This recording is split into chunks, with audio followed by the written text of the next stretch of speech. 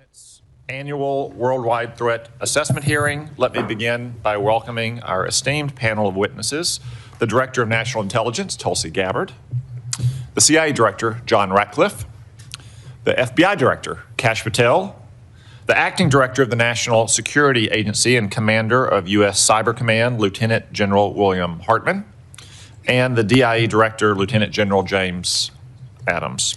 Thank you all for your appearance today and for your service. I also want to offer a special thanks to General Hartman, who is about to enter a well-earned and well-deserved retirement. General, on behalf of the committee, thank you for your lifetime of service to our nation. I'd first like to take this opportunity to commend the thousands of men and women in our intelligence agencies whom our witnesses represent. Our intelligence professionals are second to none. Because of their service, their dedication, and their sacrifice, Americans are safer at home and around the world. But because of the nature of their work, grateful Americans don't buy their lunch at restaurants or even have a chance to say thank you. So on their behalf, let me simply say thank you. I want to make two basic points this morning. First, the world is always a dangerous place, especially for America. But thanks to your agencies and President Trump's leadership, the world isn't quite as dangerous for Americans as it was a year ago. Thanks to the efforts of our military and intelligence personnel, including my fellow Arkansans who are now serving in the Middle East, the Iranian revolutionary regime that terrorized the world for 47 years is finally knocked on its back foot. Last summer, we devastated Iran's nuclear facilities. In recent weeks, we've eliminated Iran's top leadership, pummeled its military, sunk its navy, destroyed its missiles, neutered its proxies, and left its economy reeling. After 47 years of indecision and timidity, America has finally put our foot down.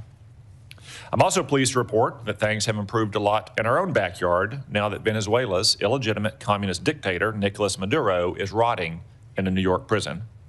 Only the United States could execute a military and intelligence operation of this difficulty without a single American life lost. Our military is awesome, but these operations wouldn't have succeeded, and they probably wouldn't have even been tried without timely, accurate, and fact-based intelligence from your agencies. These successful operations are a testament to our intelligence professionals' ability to expose and uncover critical details about America's enemies. So let this be a warning to those who wish America harm. We leave no stone unturned, and there's no one or no thing close to you that might not betray you. Today's hearing is an opportunity for the American people to hear an unvarnished and unbiased account of the remaining threats we face, from communist China, North Korea, and Russia to the east to narco-terrorist cartels here at home. These threats truly do span the globe. And for my second point, your agencies have improved over the last year thanks to reforms that has gotten them back to basics. Of course, my 2 points are related. When our intelligence agencies return to their core mission, stealing the secrets of our adversaries to deliver timely and needful intelligence, America is safer for it. These efforts are already bearing fruit.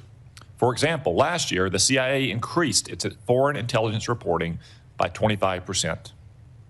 This year, the CIA is on track to hire and deploy more officers than at any point in the last quarter century. While I'm greatly encouraged by the progress, more remains to be done. We must always equip our intelligence personnel with the tools they need to do their jobs well and execute their missions. That's why I fully support President Trump's request for a clean reauthorization of FISA Section 702. And it's why I expect a healthy intelligence budget request in the administration's supplemental appropriations request to fund operations against Iran and narco-terrorists. No doubt our military needs supplemental funding, but our intelligence agencies need it just as badly. Moreover, I urge each of you to continue to make personnel and institutional reforms that will cement these changes and foreclose a return in the future to bureaucratic bloat, political bias, and excessive caution within your services. When I became chairman, I promised real reform across the entire intelligence community. Our first Intelligence Authorization Act set the foundation for a more efficient intelligence community by, for example, reorganizing the ODNI, improving the security of CIA installations, and directing resources towards foreign intelligence collection and covert action. This year, I look forward to going further, namely by growing our cadre of collectors, making generational investments in core capabilities, providing new capabilities to defend our space assets, and further codifying reforms to guard against any future return of bloated and biased bureaucracy. I look forward to working with you towards these ends. I now recognize the Vice Chairman. Thank you, Mr. Chairman, and let me also offer a good morning to our witnesses. Let me also join you, Mr. Chairman, and begin by thanking literally the tens of thousands of men and women across America's intelligence community who work every day to keep our country safe. Their work is by necessity secret. That is the nature of intelligence. But that is also why hearings like this one matter so much. Over the past year, we have seen a series of developments that raise serious concerns about the erosion of safeguards that protect both our democracy and our security. And nowhere is that more worrying than when it comes to the integrity of our elections. For decades now, our intelligence community has warned that foreign adversaries, including Russia, China, and Iran, are actively seeking to shape the outcome of American elections. These efforts have included cyber intrusions, disinformation campaigns, and covert influence operations designed to divide Americans and undermine our confidence in our democratic institutions. Protecting our elections from these threats should be one of the intelligence community's highest priorities. The DNI is supposed to be coordinating intelligence on foreign election interference, warning the American people about adversaries seeking to undermine our democracy, ensuring that federal, state, and local officials have the information they need. Congress even required the creation of a foreign malign influence center inside the office of the DNI to coordinate the intelligence community's response to foreign election interference and ensure that these threats are properly shared across the government. That is the mission Congress assigned to the DNI. But while foreign adversaries are actively probing our democratic institutions, the DNI has eliminated the Foreign Malign Influence Center and does not have a designated official coordinating the response to election threats. And for months, the committee has repeatedly requested briefings from the IC, briefings that are required by law on legitimate foreign threats to the midterms. We have received no response. Now, that silence, I believe, should concern every member of the committee because it clearly demonstrates the DNI is not interested in protecting American democracy by combating foreign influence. Instead, unfortunately, we have seen the DNI involve herself in purely domestic matters. Last month, we saw Director Gabbard personally participate in a law enforcement raid to seize election ballots and voting machine records in Fulton County, Georgia. A raid tied to an election that the president lost 6 years ago. When the warrant supporting the raid was unsealed, it showed something deeply troubling.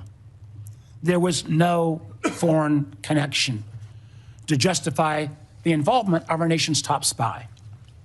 Instead, the predicate for the warrant was a slop of debunked conspiracy theories that had already been rejected repeatedly by courts, by independent investigators, and even by Georgia's own Republican Secretary of State. Yet the nation's top intelligence official was personally involved in this operation. This raises one very serious question. If the intelligence community is not being deployed to mobilize against foreign threats, why is it being deployed at all on a domestic issue? The DNI's appearance at this raid, as well as their involvement in seizing voting machines from Puerto Rico, suggests something that should also alarm every American.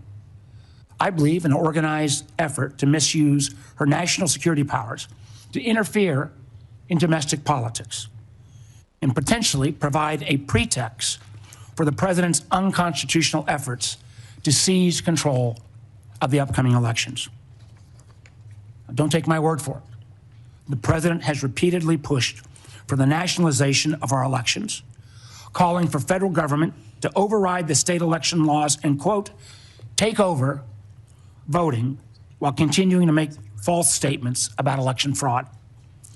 And we have heard troubling rhetoric from senior officials that reinforce these concerns.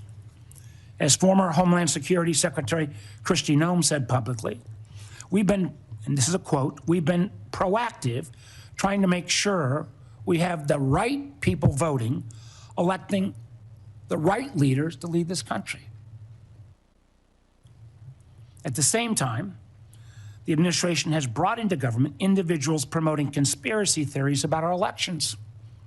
The so-called White House Director of Election Security and Integrity, Kurt Olson, played a key role in efforts to overturn the results of the 2020 election. Now, Mr. Olson holds a position inside the federal government with the authority to refer criminal investigations and access our most sensitive security information, all supposedly doing his witch hunts around elections. As a matter of fact, according to the court filings, he helped trigger the FBI seizure of the ballots in Fulton County. So it's worth asking, why is someone whose career has been devoted to undermining the legitimate results of a democratic election now operating from inside the federal government with access to law enforcement and intelligence authorities? What exactly has he been empowered to do? As members of our committee know, this committee was created in the aftermath of the unconstitutional abuses exposed after Watergate. The guardrails have been built around our intelligence and law enforcement agencies over the past several decades. Exist for a reason. Without them, America begins to look more like adversaries emphasized in this year's annual threat assessment: China, Russia, Iran, North Korea, and less like a democracy. Confronting these very clear and present threats to American security requires experienced professionals in intelligence agencies that are focused squarely on their mission. Instead, over the past year, we've seen actions that only serve to weaken them. Politically motivated purges at the FBI has resulted in the exodus of hundreds of agents and the reassignments of hundreds more from key national security areas like counterintelligence, counterterrorism, and cyber, and where they've been redeployed to? Immigration enforcement. In one troubling case, agents working on a task force focused on threats from Iran, clearly something that's pretty damn important right now, were dismissed because they had previously participated in the investigation of the president's mishandling of classified information. Elsewhere, the Bureau's budget is being slashed. Last year, it cut over $500 million, with the largest decreases from cyber, counterterrorism, and counterespionage. And the remaining scarce resources are being squandered on things like a $60 million jet for the director's personal travel so he can go golfing in Scotland or partying with athletes in Milan. In fact, according to a whistleblower account, those flights became so frequent they even delayed the Bureau's response to major incidents like the Charlie Kirk assassination or the shooting at Brown University.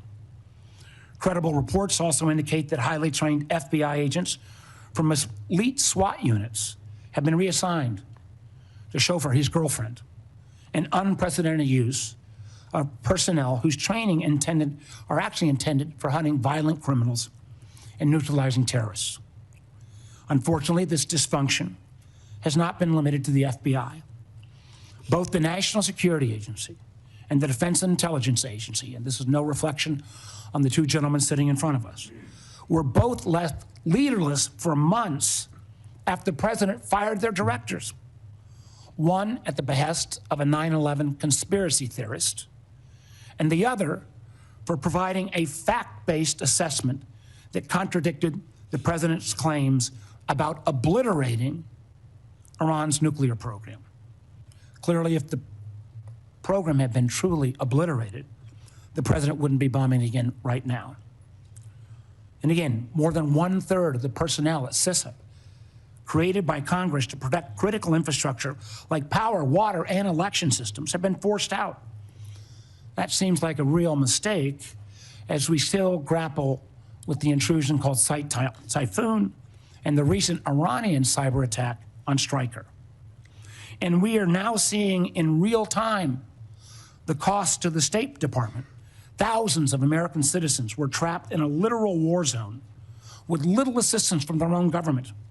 For a time, those calling the State Department hotline for assistance were greeted with a pre-recorded message that said, quote, "Please do not rely on the U.S. government for assisted departure or evacuation." This was a foreseeable security crisis. When you start a war of choice, when there was no imminent threat, you should be able to prepare to make sure you get Americans out of the war zone. That same attitude, pushing some of our closest friends into the arms of our most capable foes, has profound consequences. Two of our most significant allies, Canada and the UK, are currently working to sign trade deals with China because they no longer believe the United States is a dependable partner. That's a remarkable statement in 2026. And in the president's war of choice with Iran, a war that has already killed 13 service members, cost Americans, taxpayers, billions of dollars, and scrambled supply chains from oil to fertilizer to aluminum, nobody answered the call when the president asked our allies to help reopen the Strait of Hormuz. As the president's own counterterrorism chief acknowledged in his resignation yesterday, Iran posed no imminent threat to the United States. And unfortunately, our allies have been alienated and distracted by the administration's unilateral threats like invading Greenland, and the result is clear. Americans have been left more exposed in an already dangerous conflict. Now, what I just outlined is quite a list, and it's a partial one at that. Matter of fact, we've got a full list we'd like to share with all the press. So what does this all mean? It matters because I believe the warnings contained in this year's annual threat assessment. I believe our IC when they say the global security environment is becoming more complex and that armed conflict is becoming more global. And I also agree with the assessment when it says that to succeed, we must think prudently and prioritize our efforts.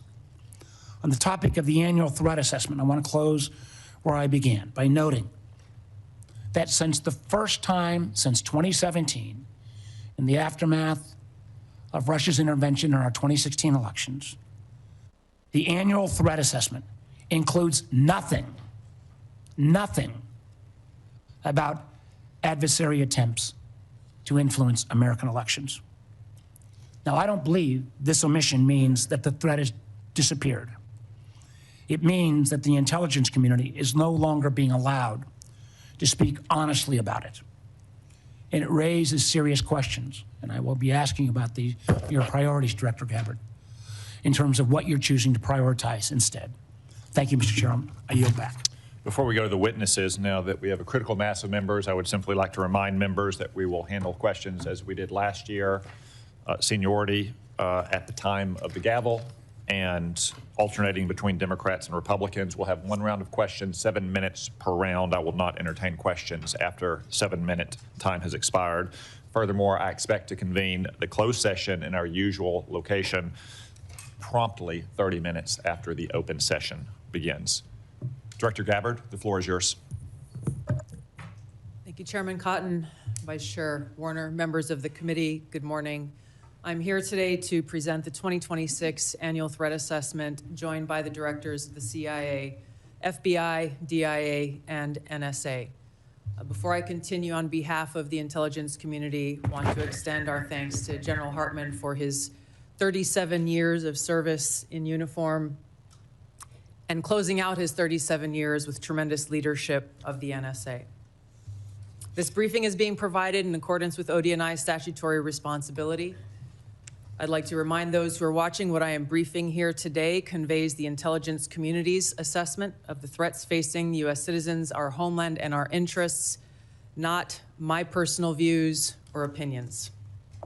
In this assessment, we're following the structure of priorities that were laid out in the President's national security strategy, starting with the threats to our homeland and then shifting to global risks.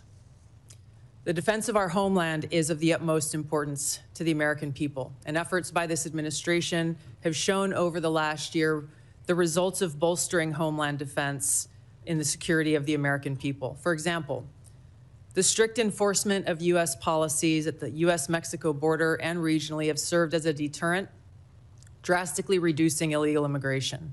Based on Customs and Border Patrol data, January 2026's monthly encounters are down 83.8% compared to January 2025.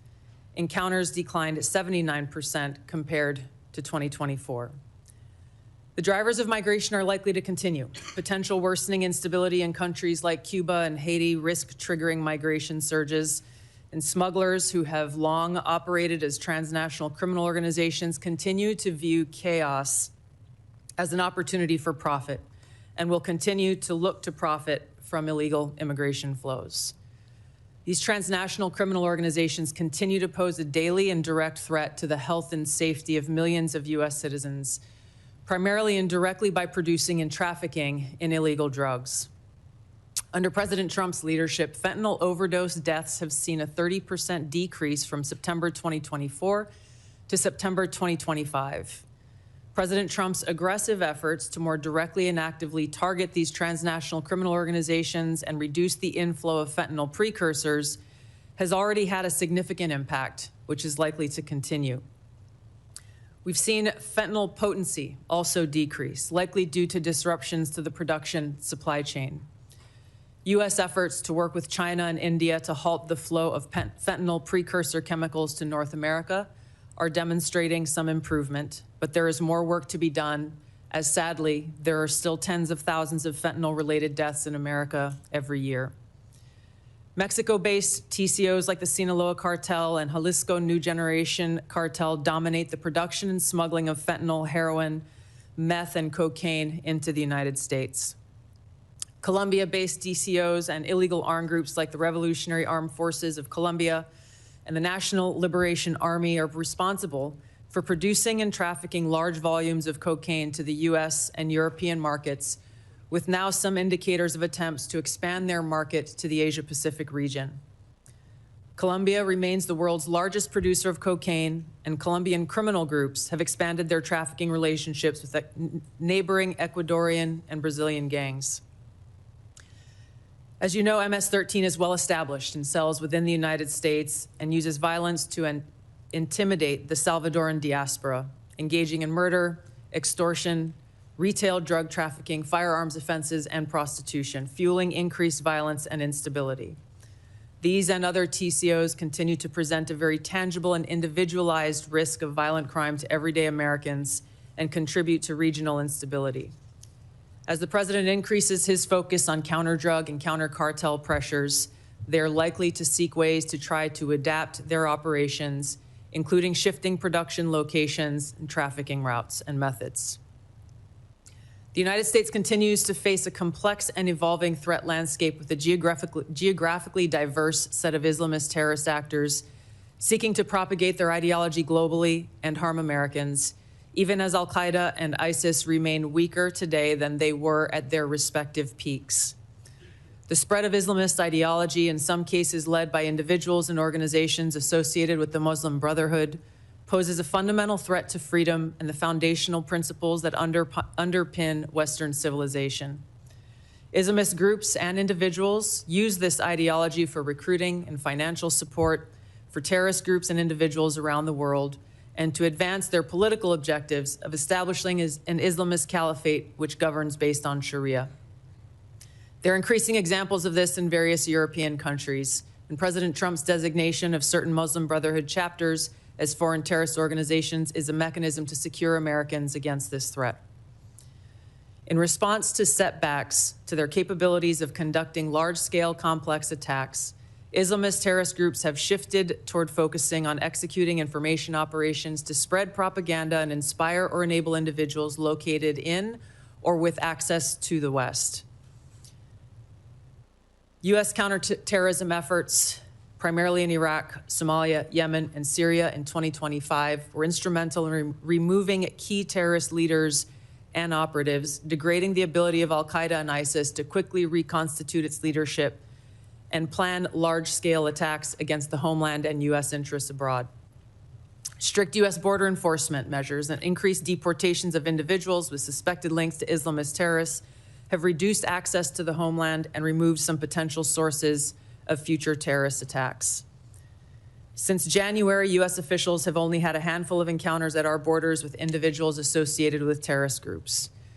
This is a positive trend. However, our interagency coordinated efforts to continue to identify, locate, and remove known or suspected terrorists who may already be in the United States continues with vigilance.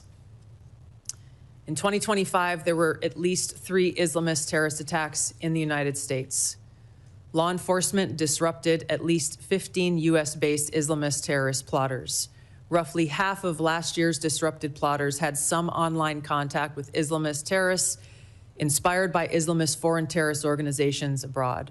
For example, in the recent attempt to attack a synagogue in Michigan, the shooter had familial ties to a Hezbollah leader. Al-Qaeda and ISIS pose the biggest threat to U.S. interests overseas in parts of Africa, the Middle East, and South Asia, where these groups operate. In the Middle East, AQAP in Yemen, ISIS-K in South Asia, and ISIS in Syria are among the most likely groups conducting external plotting. ISIS in Syria is likely seeking to rebuild its ranks, expand support networks, and solicit funds by re-engaging with and recruiting from the likely hundreds of ISIS detainees and thousands of ISIS-linked women and children who were either released or escaped from prisons and displaced person camps that were previously run by the Syrian Democratic Forces in northeast Syria. Meanwhile, state actors present a risk broader in scope by seeking new capabilities in kinetic and cyber warfare. The United States' secure nuclear deterrent continues to ensure safety in the homeland against strategic threats.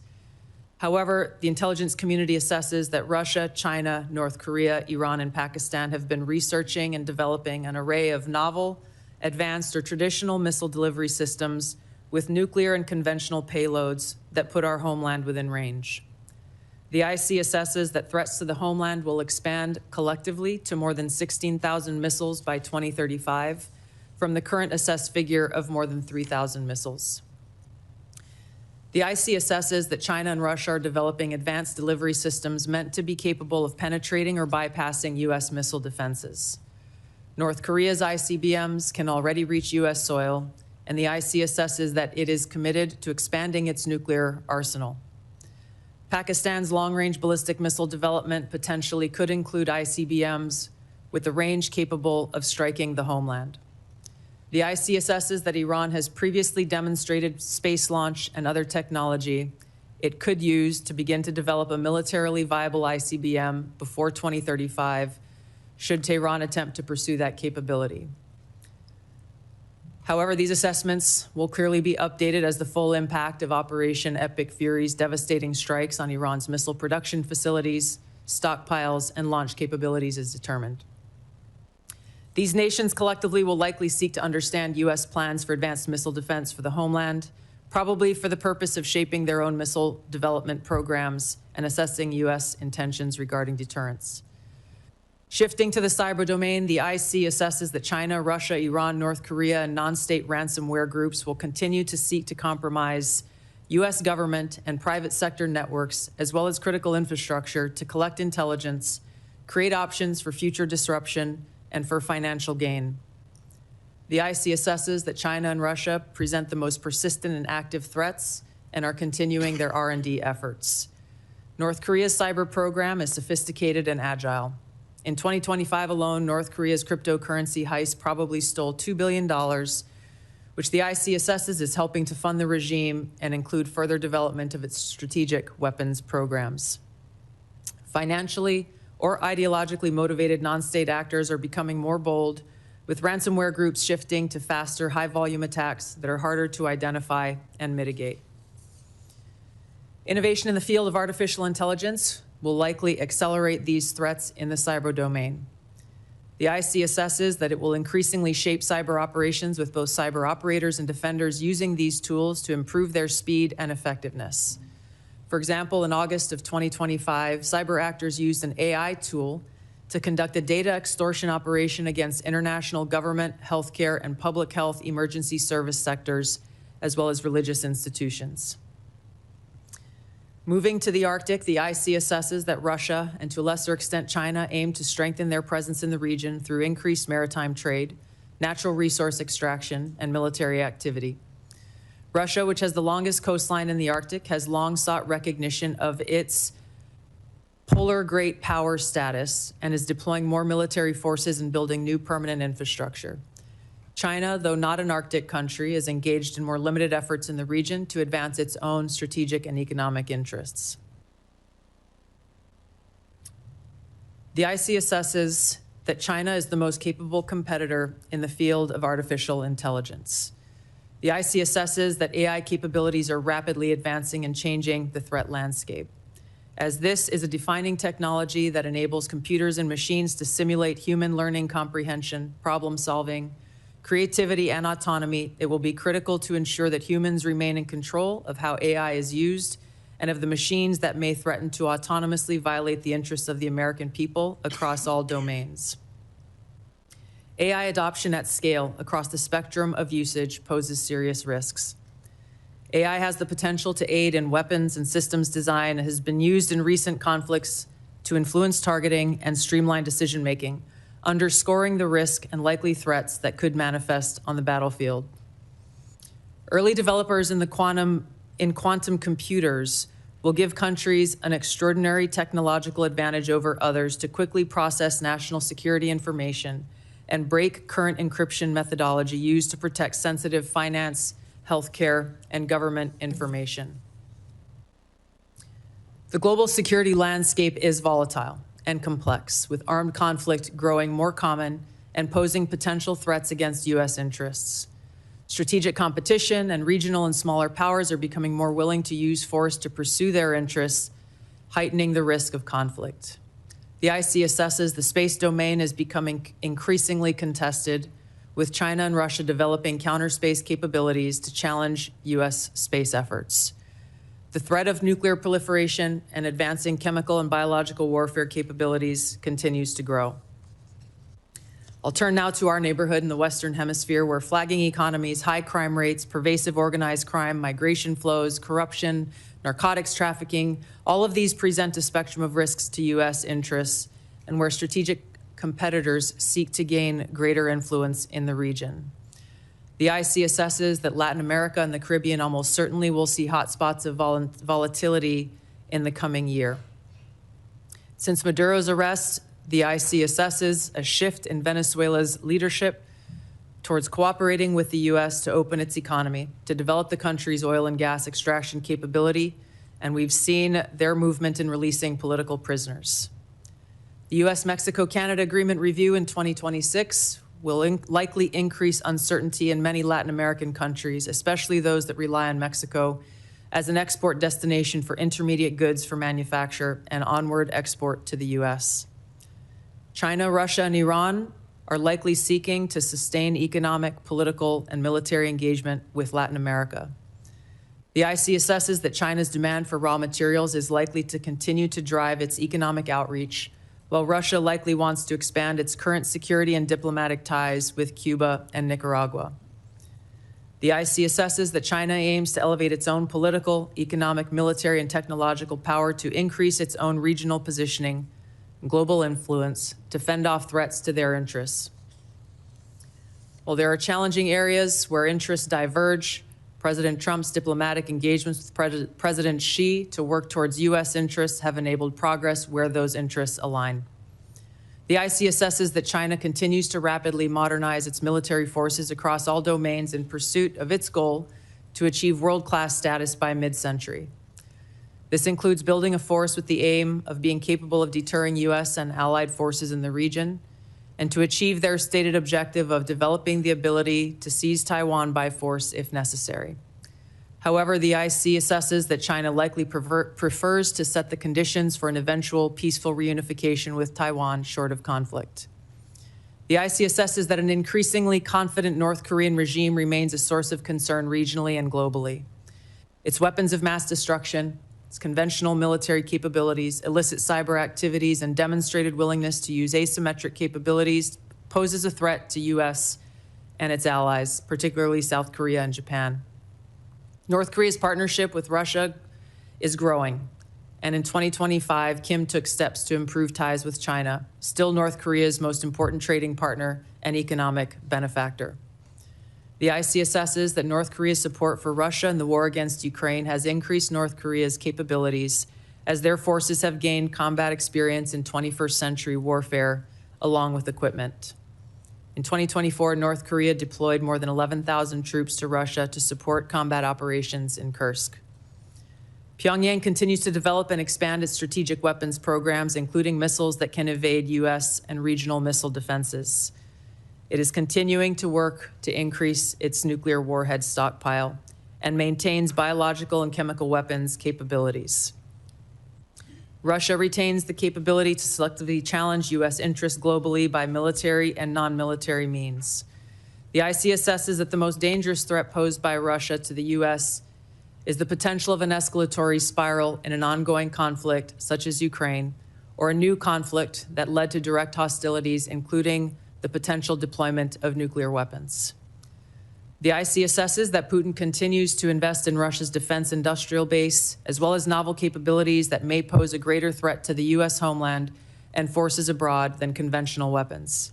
Russia has advanced systems, hypersonic missiles, and undersea capabilities designed to negate U.S. military advantage. Moscow also relies on other tools to exert pressure, using gray zone tactics to further its goals and compete below the level of armed conflict. Russia is also building an extensive counterspace capabilities to contest U.S. space dominance. Its development of a nuclear counterspace weapon poses the greatest single threat to the world's space architecture. During the past year, the IC assesses that Russia has maintained the upper hand in the war against Ukraine. U.S.-led negotiations between Moscow and Kiev are ongoing. Until such an agreement is met, Moscow is likely to continue fighting a slow war of attrition until they view their objectives have been achieved. In the Middle East, conflict and instability will shape security, political, and economic dynamics in a variety of ways. The IC assesses that Operation Epic Fury is advancing fundamental change in the region that began with Hamas's attack on Israel on October 7th, 2023, and continued with the 12-day war last year, resulting in weakening Iran and its proxies. The IC assesses the regime in Iran appears to be intact but largely degraded due to attacks on its leadership and military capabilities. Its conventional military power projection capabilities have largely been destroyed, leaving limited options. Iran's strategic position has been significantly degraded. The U.S.-led maximum pressure campaign and snapback of European sanctions added additional pressure to an already bleak Iranian economy, resulting in mass protests earlier this year that Tehran suppressed by killing thousands of protesters. Even if the regime remains intact, the IC assesses that internal tensions are likely to increase as Iran's economy worsens. Even so, Iran and its proxies continue to attack U.S. and allied interests in the Middle East. The IC assesses that if a hostile regime survives, it will likely seek to begin a years-long effort to rebuild its military, missiles, and UAV forces. Prior to Operation Epic Fury, the IC assesses Iran was trying to recover from the severe damage to its nuclear infrastructure sustained during the 12-day war and continued to refuse to comply with its nuclear obligations with the IAEA, refusing them access to key facilities. The IC assesses that China, Russia, and North Korea see the United States as a strategic competitor and potential adversary. Iran has long viewed the U.S. as an adversary and is engaged in active conflict with the U.S. as of today. These four countries, the IC assesses, are likely to continue their selective cooperation with each other, which could bolster their individual capabilities and threats to U.S. interests more broadly. However, currently these relationships are primarily bilateral on selective issues and depend on broader circumstances, divergent sovereign interests, and in some cases, concerns over directly confronting the United States. These factors, the IC assesses, are likely to constrain their relationships. Finally, conflicts on the continent of Africa are likely to persist through 2026 due to poor governance, economic demands, and external support. Tensions continue between Ethiopia and Eritrea, which could rapidly accelerate to conflict. Contentious national elections in Somalia could distract the federal government away from counterterrorism actions against al-Shabaab, which continues to conduct terror attacks while providing funding and propaganda support to other elements of al-Qaeda in Yemen. The civil war in Sudan continues, even as external negotiations occur. ISIS in West Africa and the Sahel have increased the intensity of their attacks against local security forces, expanding their areas of operation and moving closer to cities with the U.S. presence. The IC assesses that African governments will likely use their wealth in critical minerals to seek partnerships that deliver them meaningful benefit. Concurrent conflicts and crises across the continent will continue to put U.S. citizens at risk and cause further instability. In closing, as leaders of the intelligence community, we remain committed to providing the President and policymakers with timely, unbiased, relevant intelligence to inform decision-making and to ensure the safety, security, and freedom of the American people. Thank you. Thank you, Director Gabbard. General Adams, Camden, Arkansas is the home of brand new production lines for the Israeli missile defense interceptors. Could you please explain how Critical Arrow and Iron Dome systems being built in Camden are for not only Israel's defenses, but the defense of hundreds of thousands of American citizens and troops in the region? Chairman Cotton, thank you for that question. And I have to say that the Arrow system and the Iron Dome system are critical defensive systems that prevent adversary power projection from impacting the targets in the friendly areas in Israel. The Arrow system itself is the high altitude, primarily against MRBMs, and it's proven to be very, very effective against those systems.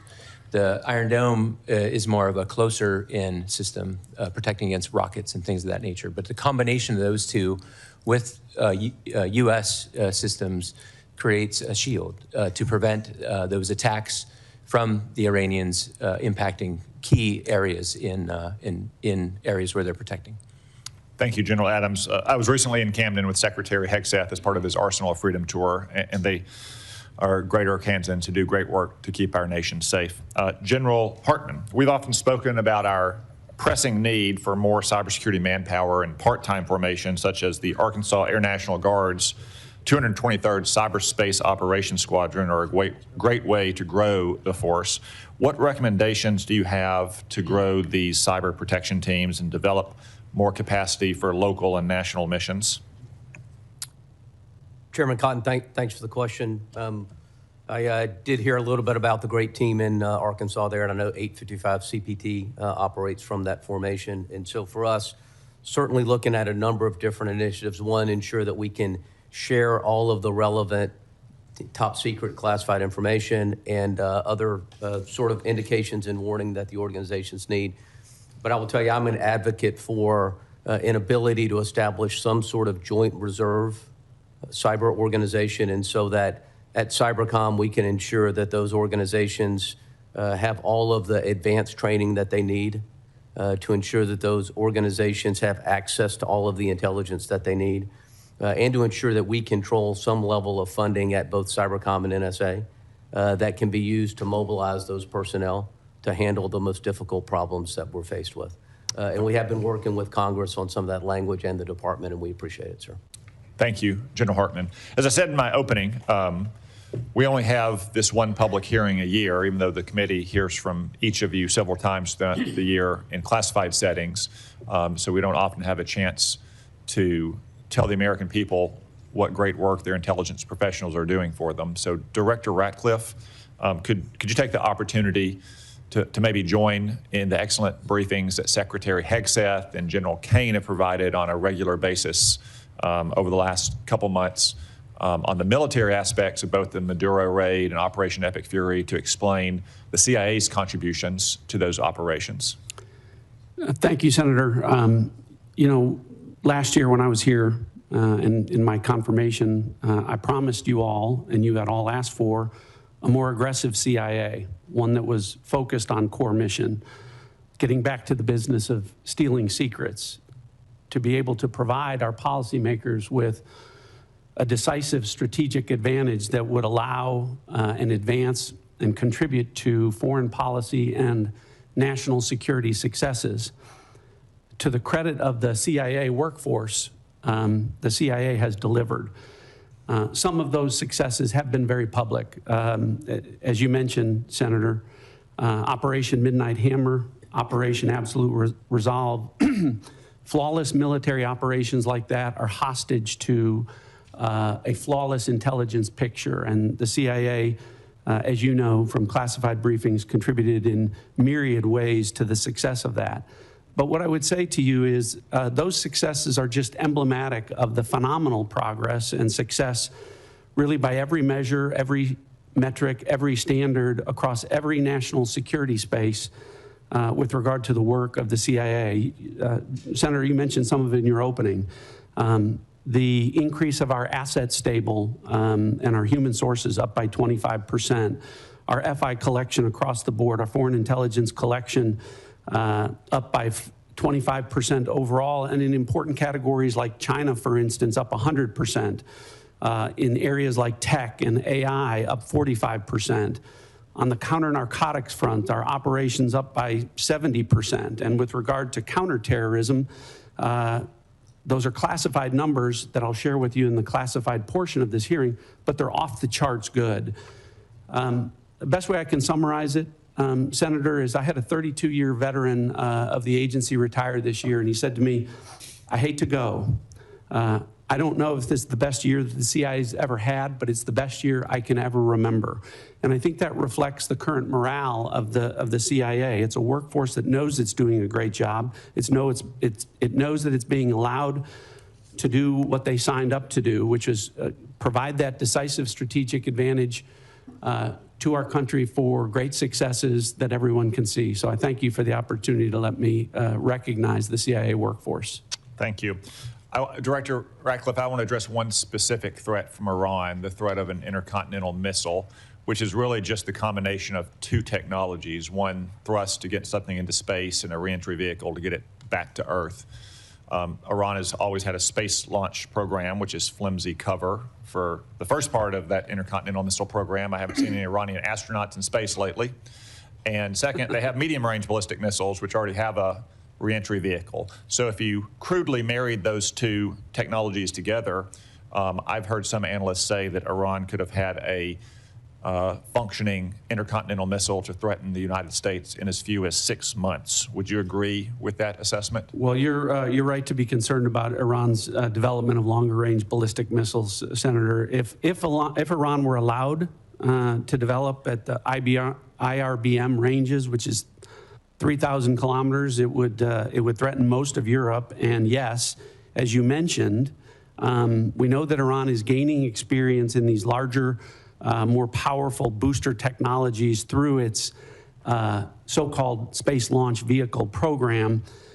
If left unimpeded, yes, Senator, they would have the ability to range missiles to the continental U.S.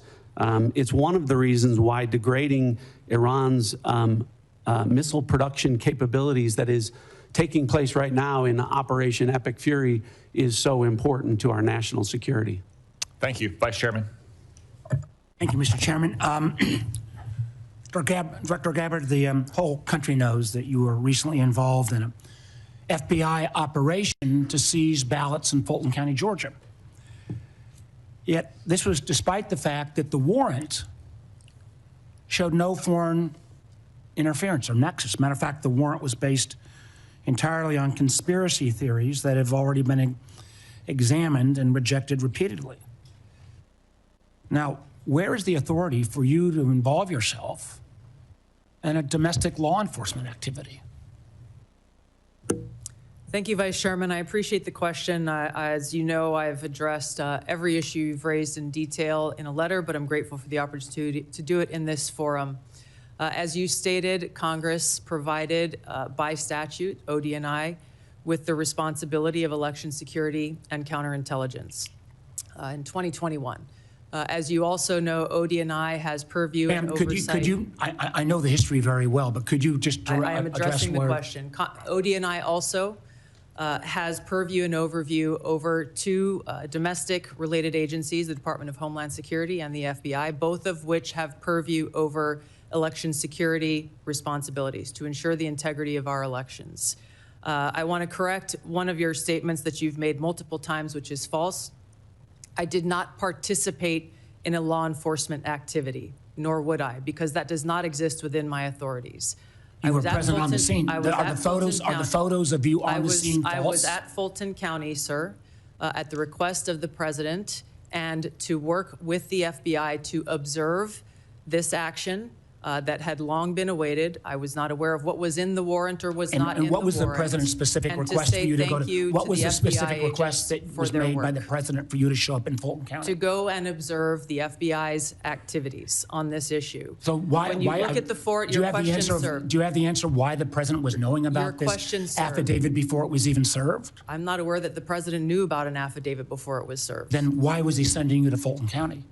This occurred the day that the FBI had it approved, their warrant approved by a local judge, and they began to execute this. To address your question, sir, about the foreign nexus question, in order for us to better understand the vulnerabilities in our election systems that may exist today as we look to 2026, and yes, we are very focused on trying to make sure that this election is one that the American people have faith. Director Gabbard, I've got a number of questions. Director Gabbard, I have a number of questions. Let me ask my next question, please. You have not provided any of the required reports or briefings to this committee on foreign interference. This is the first threat assessment since 2017 that didn't even mention foreign interference. Last year, when you were already confirmed, it mentioned it at high level. Are you saying there is no foreign threat to our elections in the midterms this year? As I stated in the outset of my remarks, this year's annual threat assessment matches the prioritization of threats and Please answer the question, yes or no. Is there foreign threat interference to our elections this year? Are there foreign... Please allow me to answer the question, sir. The intelligence community has been and continues to remain focused on any collection and intelligence products that show a potential foreign threat for those who are seeking to... So far, there has been none then, because you've made no reports. Excuse me, ma'am. If you want to ask the questions, you should have stayed in Congress. Please answer the questions. I didn't ask you a question, sir. I'm trying to answer your questions. So you're saying the failure to provide any reports or the failure to have any mention of a foreign threat assessment, I would draw the conclusion there must be no foreign threat to our elections in 26. So that brings me a question that I have for both you, ma'am, and Director Patel. There are reports that in 2020, the president was preparing an executive order to potentially seize ballots or bring in federal forces. There is a published report that there is a similar EO being drafted right now about 2026, citing China. Director Patel, do you have any knowledge of that draft EO? Thank you, Vice Chairman. I do not, sir. Director Gabbard, do you have any? I do not. Thank you.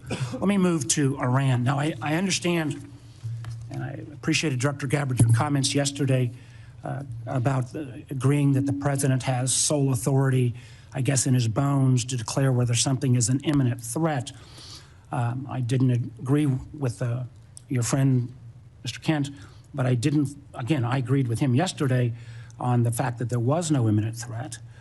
I guess what I'm concerned about, one thing is, even in your printed testimony today on page 6, and your last paragraph on page 6, as a result of Operation Midnight Hammer, Iran's nuclear enrichment program was obliterated. There's been no efforts to try to rebuild their enrichment capability.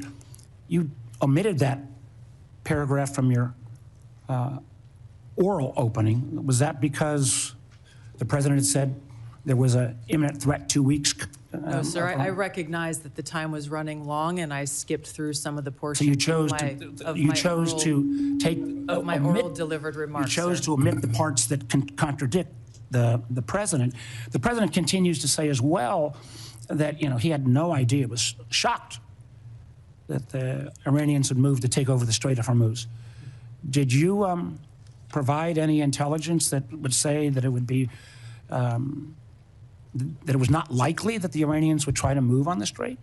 I'm not aware of those remarks, and I think those of us here at the table can point to the fact that historically the Iranians have always threatened to leverage their control over Why would the Strait president of say he was Hormuz. amazed? I'm not aware of those remarks. What about the comments the president made that thought that he was surprised again, reports that Iran struck the adjacent Gulf states? Again, I'm not aware of those remarks. We have Well, been let me and ask you this. continue to Did provide you brief the president? Did you brief the president? Decisions. Did you brief the president if he starts a war of choice, that the likely result would be that Iran would strike adjacent Gulf nations and close the Strait of Hormuz? Did you brief him on those two facts that I think have been consistently the assumptions of the intelligence community? I have not and won't divulge internal conversations. I will say that those of us within the intelligence community continue to provide the president with all of the best objective intelligence available to inform his decisions. Senator Collins. Thank you, Mr. Chairman.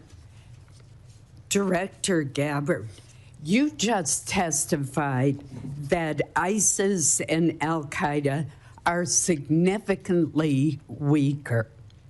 And reflecting that view, you have devoted declining budgets, personnel, and emphasis on countering terrorism. Yet, the fact is that ISIS is growing and operating in Somalia, Afghanistan, Syria, Pakistan, and Iraq. Al-Qaeda is surging in Afghanistan, the Arabian Peninsula, and throughout Central Africa. The Houthis in Yemen and the rest of the Iranian proxies remain a serious threat. Focusing, as you have done, on great power competitors seems to have diverted resources from the fight against terrorism, a fight that's very much still going on. As I have said repeatedly, it is terrorists who want and can kill Americans today. We've just seen the terrorists in Michigan attacking the synagogue. In addition, it appears that a more stovepiped effort in the Intelligence Committee has returned. How are you ensuring that Americans are safe and that you are countering counterterrorism threats to our homeland and to U.S. citizens abroad? Thank you, Senator Collins, for your question and the opportunity to clarify the comments in my opening statement. My reference to the size of ISIS and al-Qaeda organizationally is smaller and weaker than it was during its peak over a decade ago. However, I completely concur with your remarks about the threat of ISIS, al-Qaeda, and other Islamist terrorist groups around the world, and the threat that they pose to U.S. interest service members and directly to the homeland. Our ODNI National Counterterrorism Center has been at the forefront of ramping up, and I believe is more active today than it has been certainly in a long time. We are dedicating every resource that they ask for, as well as the counterterrorism elements across the IC, to make sure that we are never taking our eye off of this persistent threat to the American people. The change in tactics based on the current environment is something we continue to be most concerned about. We are seeing less indicators of large-scale, organized, complex threats or attacks, and instead efforts focused on individuals either who have been radicalized by Islamist propaganda and may not have ever had contact with ISIS or Al-Qaeda, for example, and others who have had contact, of which we are able to have more indications of. This remains and will be, and as we come to present our budgets to you, a foremost and primary priority. The integration across the intelligence community on the counterterrorism threat occurs every single day, with our teams working very effectively together to thwart terrorist attacks as we have over the last year. Director Patel, I'm going to follow up on this issue with you. ISIS targets potential recruits online through social media, gaming platforms, encrypted messaging apps. ISIS even facilitated a network online to smuggle illegal immigrants into the United States. Since April 2021, there have been more than 52 jihadist-inspired cases across 30 states. What measures is the FBI taking to prevent foreign terrorist organizations from recruiting or influencing Americans, while also ensuring the protection of individuals' right to privacy? Thank you, Senator, and I think you said it best.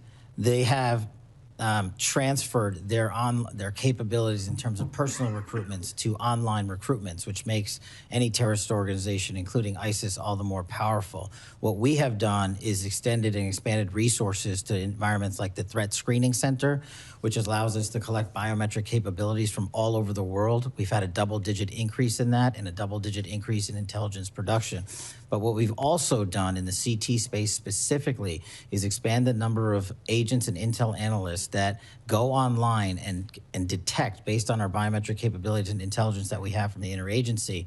And what that leads us to is what we saw in December of last year, Senator, where we at the FBI stopped 4 terrorist attacks, 4 in California, Texas, North Carolina, and Pennsylvania, 3 of which were ISIS-inspired. We were able to detect these individuals both online and in person using our covert platforms, and we shuttered a bombing campaign in Southern California and 2 mass casualty events for New Year's Eve. Director Gabbard, the intelligence community did not detect an extremely serious breach affecting our telecommunications industry due to the Chinese Salt Typhoon incursions for a very long time. In addition, the Chinese Volt Typhoon threat poses a terrible threat to U.S. critical infrastructure.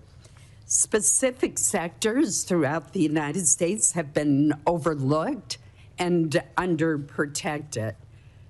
What are you doing to deal with the threat to critical infrastructure, our electric grid, our communication systems, given this huge miss by our talented intelligence community? Thank you, Senator Collins, for the question. Working with our partners at NSA and others to detect these threats and how they may be evolve or developing is something we're continuing to work on.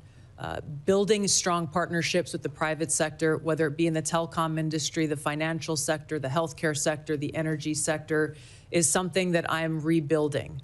We've seen some of these ongoing relationships falter over previous years. I've personally been astounded by some of the conversations I've had with leaders from these industries who are just as concerned as we are about these threats to our critical infrastructure, and yet don't feel that they have the connectivity or the information to be able to secure their own infrastructure. So in short, building those stronger partnerships, integrating and being able to share information intelligence where we can is critical for us to be able to secure our country from these threats. Thank you, Senator Collins. Senator Wyden. Thank you, Mr. Chairman. Director Gabbard, last year your agencies testified, and I quote, "Iran's large conventional forces are capable of inflicting substantial damage to an attacker, executing regional strikes, and disrupting shipping, particularly energy supplies, through the Strait of Hormuz. In other words, every problem we're seeing now was not only foreseeable, but was actually predicted by the intelligence agencies. So, Director, in the lead up to the start of this war 3 weeks ago, did the intelligence agencies stick to their assessment that in response to an attack, the Iranians had the capability to shut down the Strait of Hormuz? Thank you, Senator Wyden. The intelligence community has continued to provide the president and his team with the intelligence related to this operation in Iran before and on an ongoing basis. So right now, we're in a global energy crisis. We're paying more for gas. The economy is in danger. And it seems to me, and I heard you discuss this with Senator Warner too, that there's a lot of hedging going on with respect to entirely foreseen consequences of the war. And that strikes me, Madam Director, as what amounts to a historic mistake.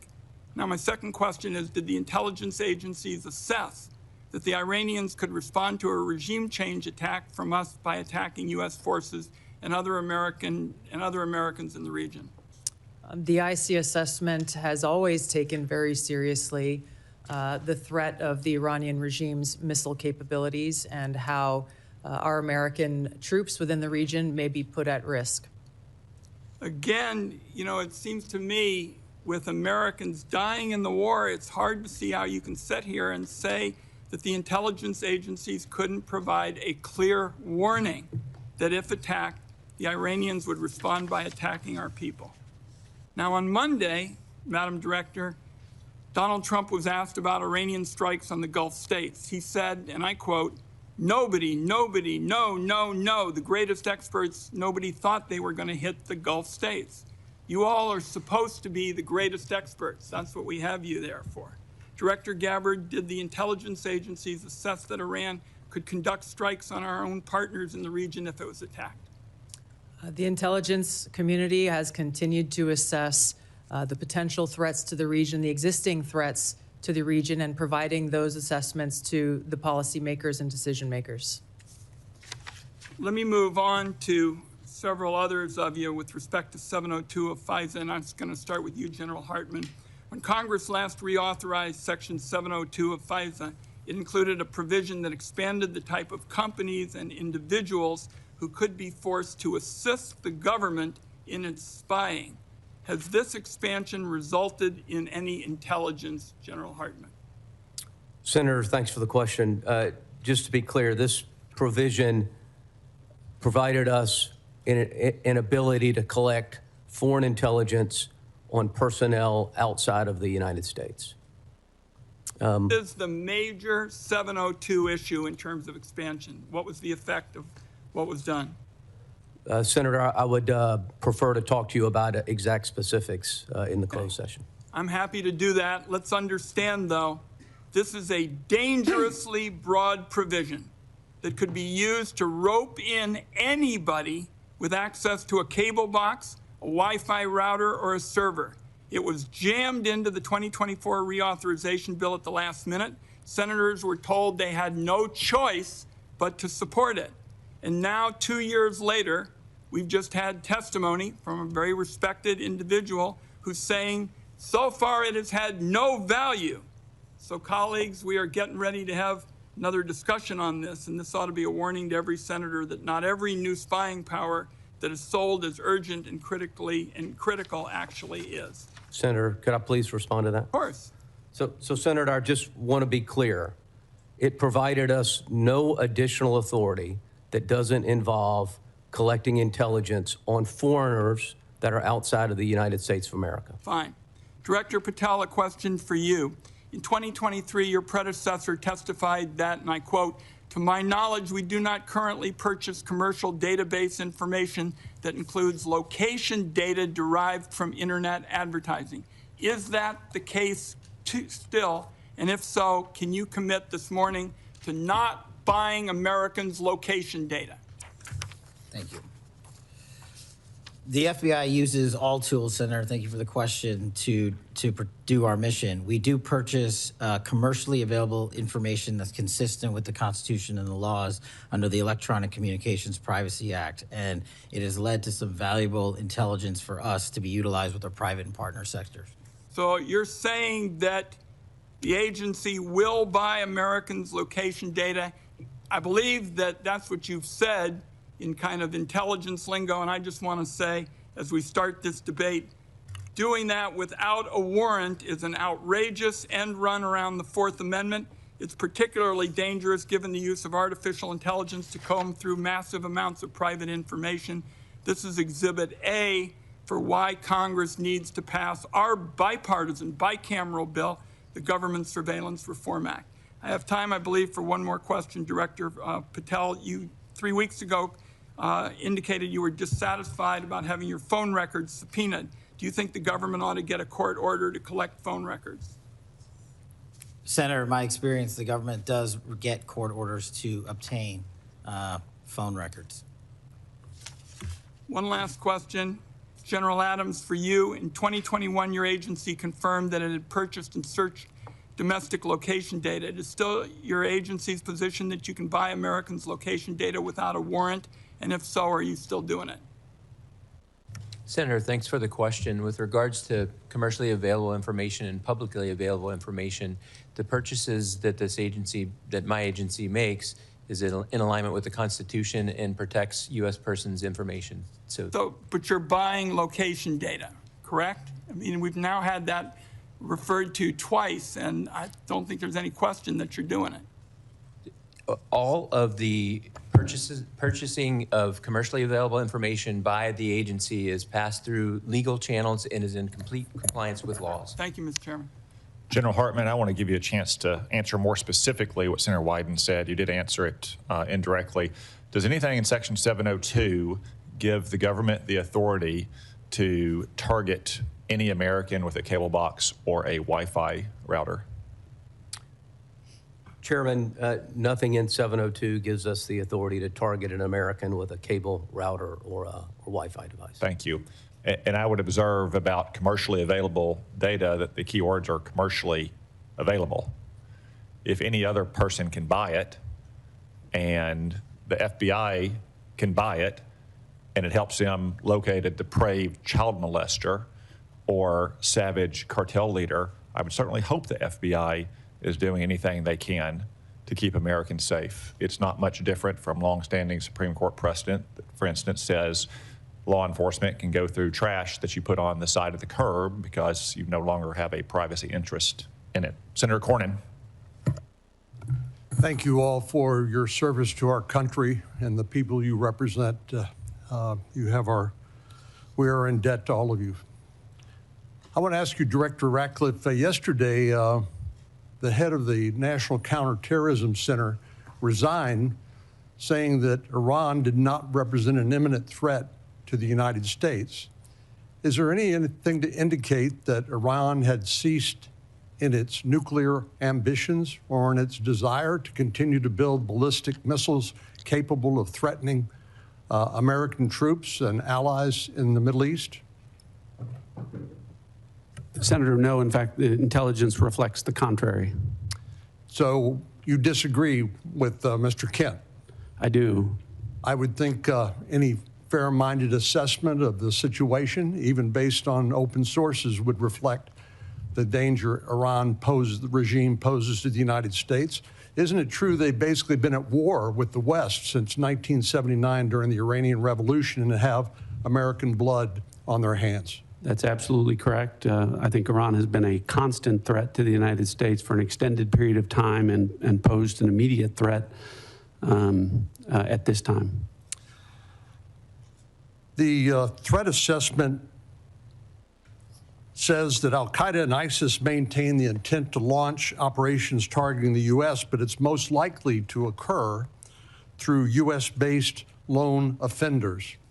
I want to ask you, Director Patel, it seems like there's been a raft of incidents recently. On March the 1st in Austin, Texas, where I live, a lone gunman wearing a sweatshirt saying "Property of Allah," and who the T-shirt he wore underneath had an Iranian flag, killed 3 innocent people and injured 12 more.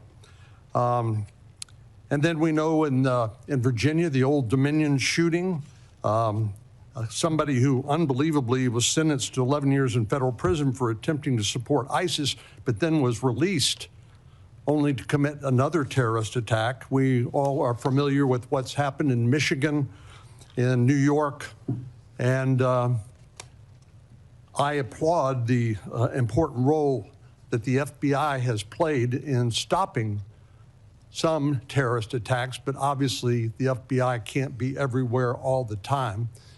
Would you please talk about your cooperation and collaboration with Homeland Security investigations in countering terrorist attacks against the United States?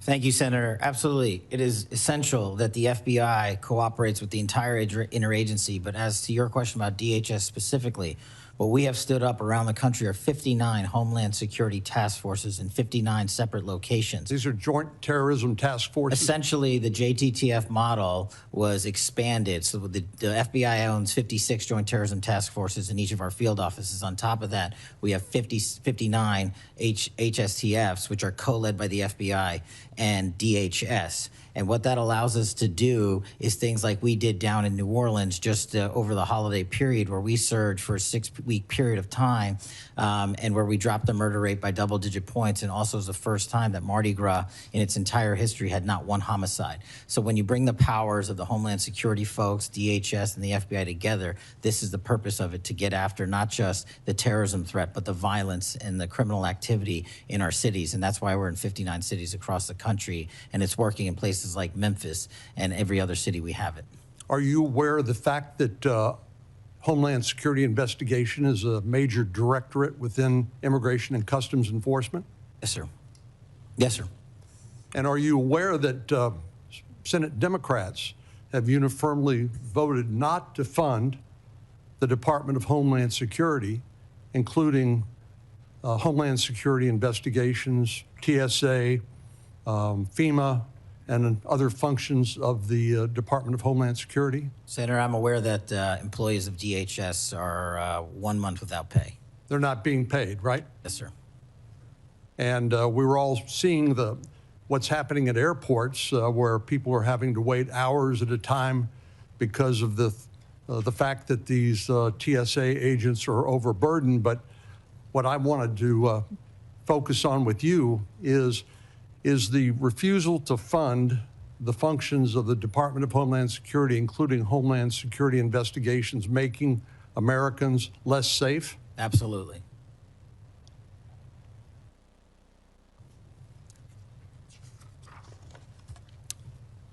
So give us an example of some of the cooperation that you all have engaged in with the FBI has engaged in with the Homeland Security investigations. I'm looking at an article here that talks about the 190,000 Afghan nationals that were admitted to the United States, literally unvetted, and there are examples of individuals within that 190,000 who have committed terrorist attacks against the United States and against American citizens. Is that the sort of thing that you are investigating with HSI? Senator, that's one of the many things we're investigating with HSI, DHS, CBP, ICE. Give me some other examples of the collaboration on what other topics, including in addition to terrorism attacks. What we're allowed to do with our DHS partners, Senator, is enable their massive workforce to supplement ours. And what they're allowed to do is share intelligence on things that you just talked about the 100,000+ illegals that came in from Afghanistan during the Afghanistan withdrawal. Unfortunately, they weren't vetted thoroughly. So what we're doing is going back with our DHS partners and vetting absolutely every single one of them to the best that we can. But unfortunately, we're not able to go out into the country and find every single one of these individuals. But we need more than 12,000 FBI agents to do that job, which is why we are utilizing the 100,000 or so 1811s at the Department of Homeland Security to give us the information they have from their immigration records, from their travel records, from their travel logs overseas and within the country. And what we're able to do is remove these individuals off the streets in every single state across the country, to include violent gang members, to include Tren de Aragua, to include ISIS-affiliated individuals, to include Al-Qaeda-related affiliated individuals. And hopefully we do it before and not after, like the tragedy that we witnessed in Washington, D.C., where an individual from Afghanistan was allowed to enter into our country and shot multiple members of our uniformed military service. Thank you. Senator King. Thank you, Mr. Chairman. I do need to point out, in response to some of the previous comments, twice in the last 2 weeks, as recently as last Thursday, Senator Patty Murray, the Appropriations Committee, put a bill on the floor that would have fully funded TSA, FEMA, CISA, and the Coast Guard for the rest of the year, leaving the focus on the dispute that we have with the conduct of ICE as separately. So inexplicably to me, that bill was blocked by my Republican colleagues. It would have, as I say, fully funded TSA, FEMA, CISA, Coast Guard, and then focused the attention on the situation with ICE. So I just want to be clear on who's blocking funding for those 4 agencies. I'd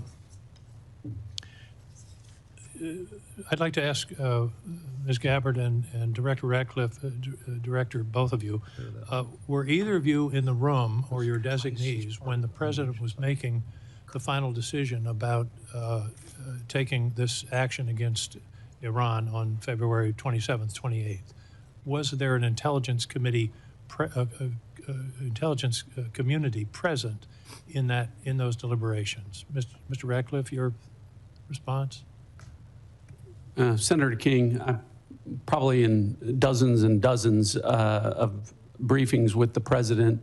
I don't know if there was a single meeting where there was a single time where a decision was made. Were those dozens of meetings right during the lead up to this war? I know you've met many times, but I'm talking about it in the 2 weeks or so before the decision to go into Iran was made. Again, countless meetings with the President. During that period? During that period. Director Gabbard, were you present in those discussions? Likewise, yes. The reason I'm asking the question is there seems to be a discrepancy between what the Intelligence Community has reported over the years and what the President has said in terms of this action. For example, Senator Wyden read the report from a year ago that strikes against neighboring states and action to close the Strait of Hormuz was predicted by the intelligence community. And yet the President says nobody knew. And my question is, did you tell him? Anybody want to answer that question? Senator, I'll answer the question.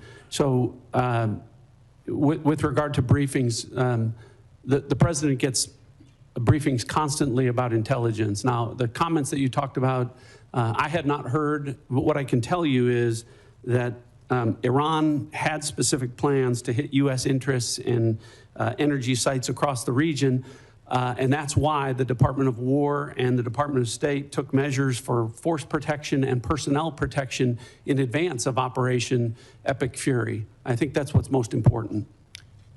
Any predictions to the President about the Strait of Hormuz?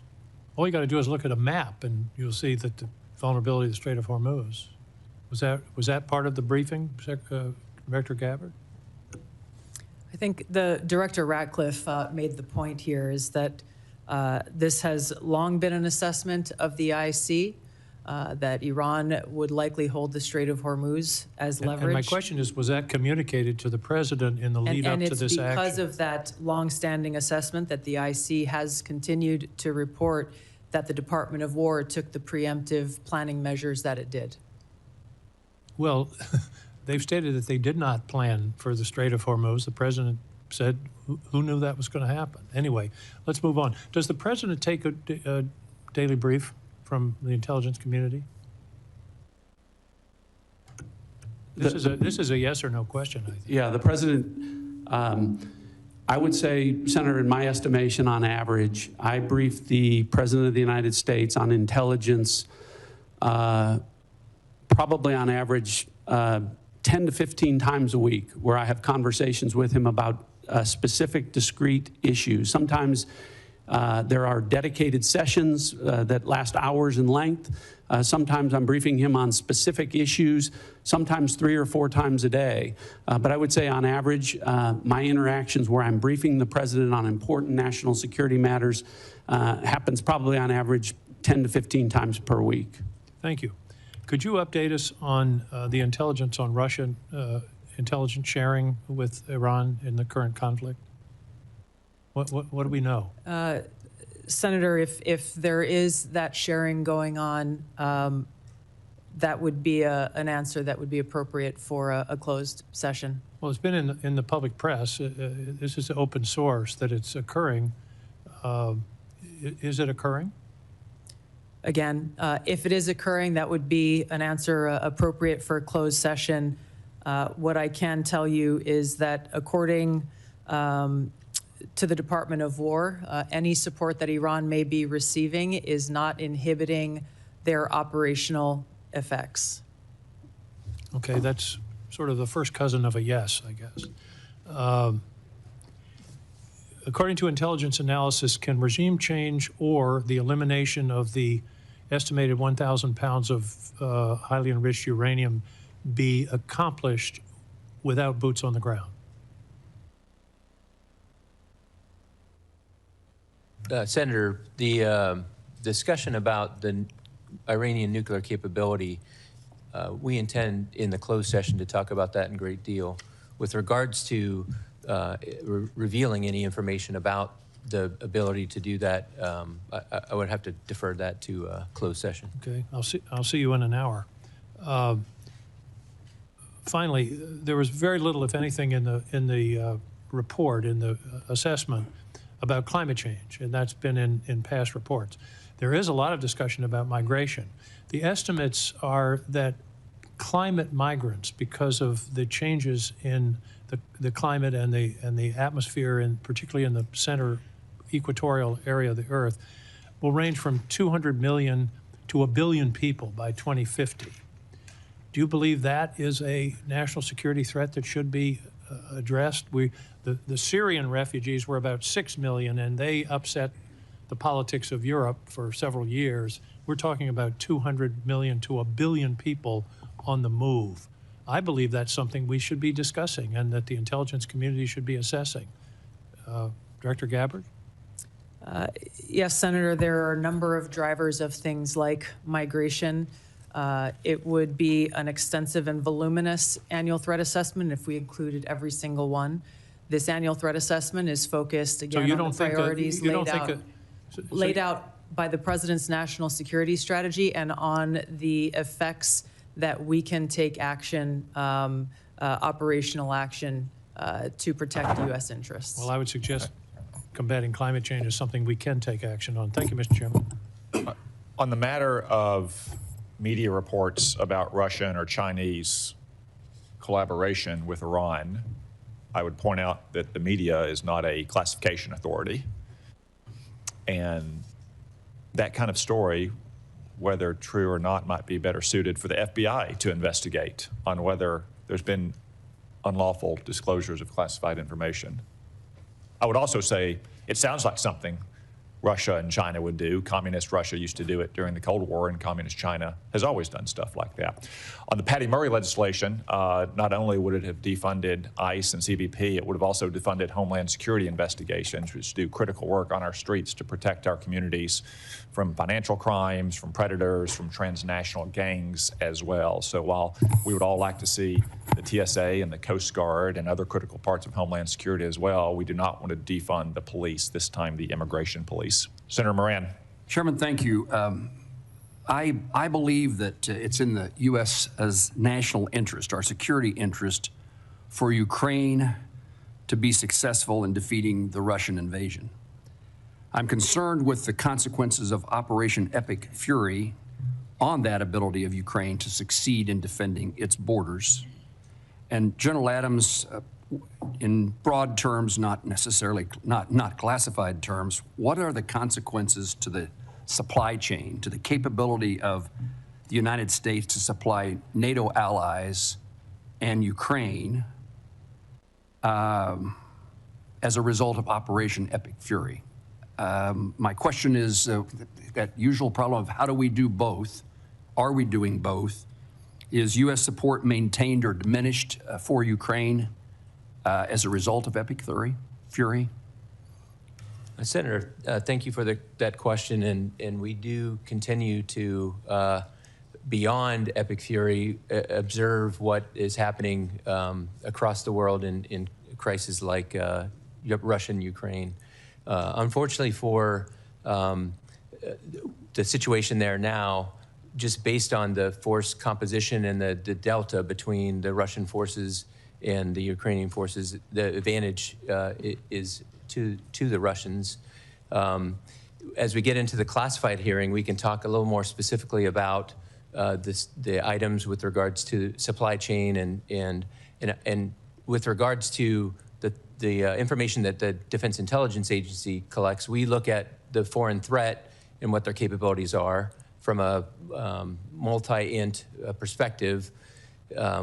We look a little bit less at friendly capabilities. Now I would defer questions with regards to U.S. supply chain limitations with regards to logistics and the effort that the Secretary of War is having with regards to trying to boost the U.S. Defense Industrial Base. I would defer those to the department to discuss.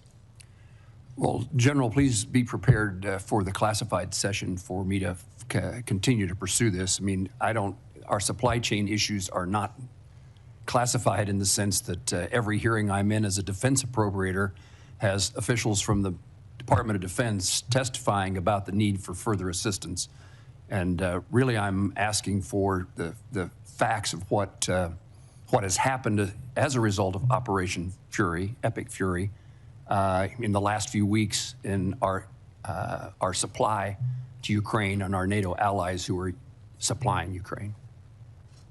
Yes, sir. The department is executing a comprehensive, in fact, the Sec War has gone around the nation to boost the defense industrial base. We know for a fact that we have to increase our defense industrial base capability. Its impact based on the munitions expended during Epic Fury will be an impact, but we need to boost it. The efforts are underway to boost it, and well, I'm interested in helping accomplish that goal. Director Ratcliffe, perhaps along the same line, I assume let me first of all compliment you on your public service. I appreciate you. And that's not my usual town hall meeting when I get a compliment from somebody who then follows it with a but. I am interested in being of help, and in regard to your conversations in preparation for Epic Fury, I'd be interested in knowing if the consequences to our abilities to defend the United States against Russia or China or other adversaries was taken into account. How is that diminished or increased by Operation Epic Fury?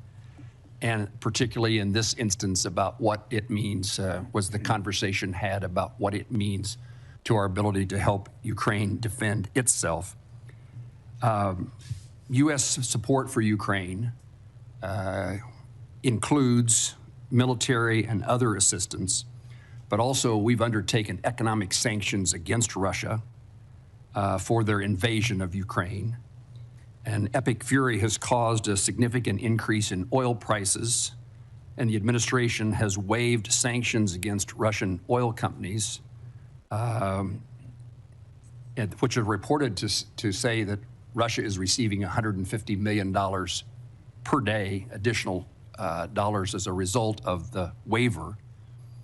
What can you tell me about our plans or your understanding of what's transpiring as a result of Operation Epic Fury in regard to those oil revenues that are now being generated in favor of Russia and the lifting of the sanctions, at least for a temporary period of time?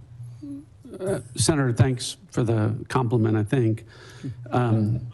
I'll start with a couple things. What I would tell you is the same military and intelligence professionals who delivered not just for the administration, but for the American people, a flawless intelligence picture and flawless military operations in Operation Midnight Hammer and Operation Absolute Resolve are the same folks involved with Operation Epic Fury. And so I hope that provides you some measure of comfort with regard to how detailed, how thoughtful the approach was to the current operation. And that's why I think that to mischaracterize it as it is being done in the media is a disservice to the folks involved in what is a very specific campaign that is different than the two that I mentioned before. It's why the president came out and said, this isn't over in a matter of hours. This is a 4 to 6 week campaign, and that it would come at some cost because the goal of the president and the administration is to address a 47-year problem, the most destabilizing force in the Middle East for the last 47 years, one that has frankly been watered, fed, and nurtured by policies of prior administrations that has allowed them to become the threat that they have.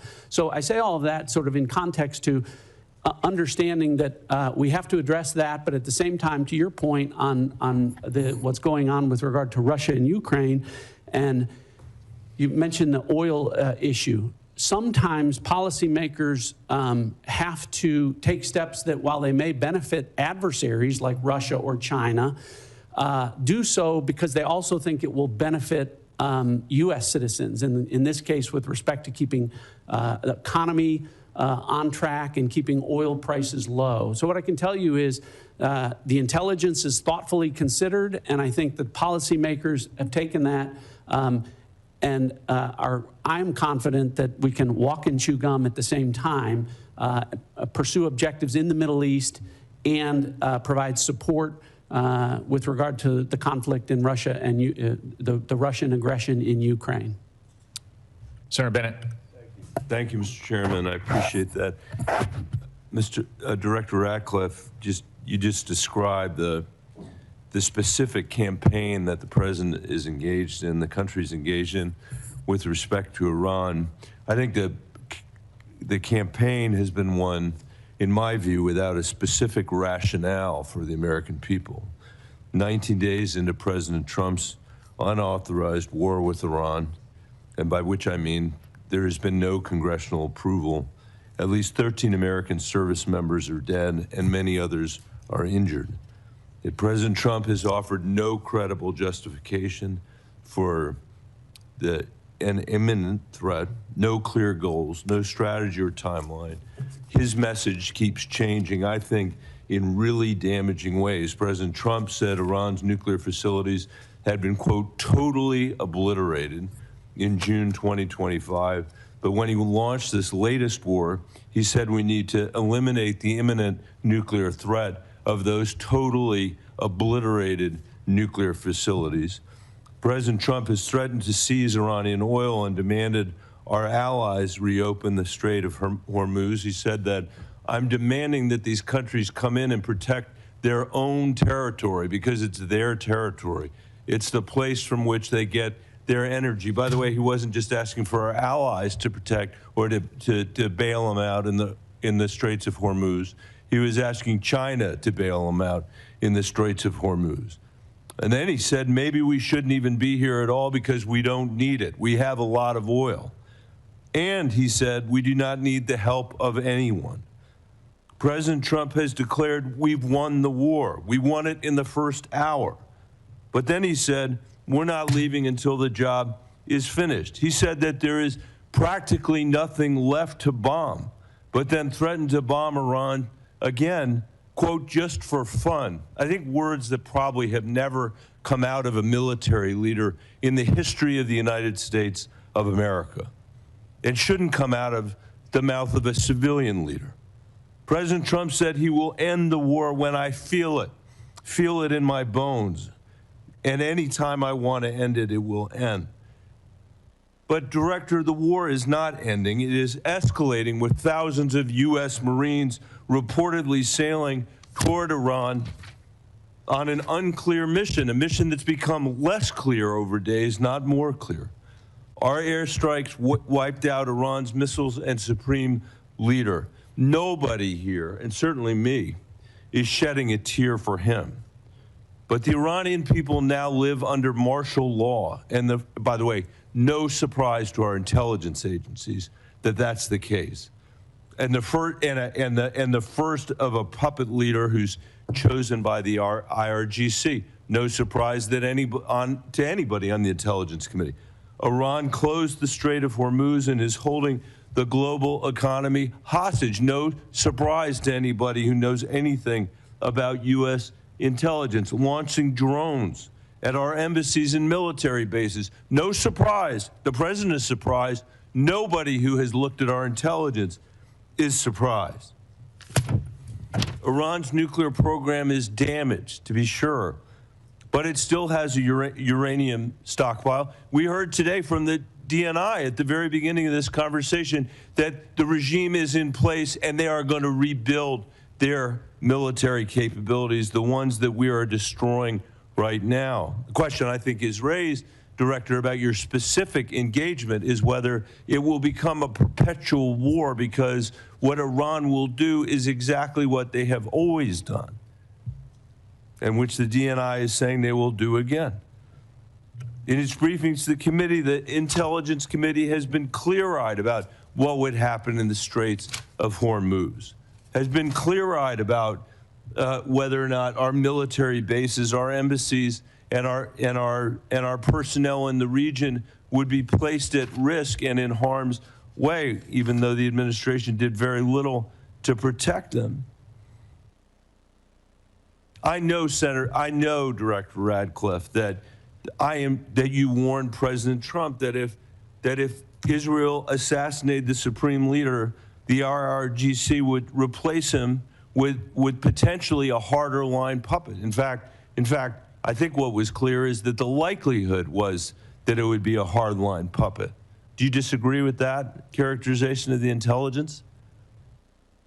To that specific question, what we knew was, first of all, I guess I have to address up front, so much of what you related in there, the difference between political rhetoric versus... Not political rhetoric. I'm quoting the President of the United States. Political rhetoric versus military... Director, I'll ask difference between that and military and intelligence execution. But here's the most important thing. You mischaracterized this as saying there aren't clearly defined goals. The defined goals are very clear.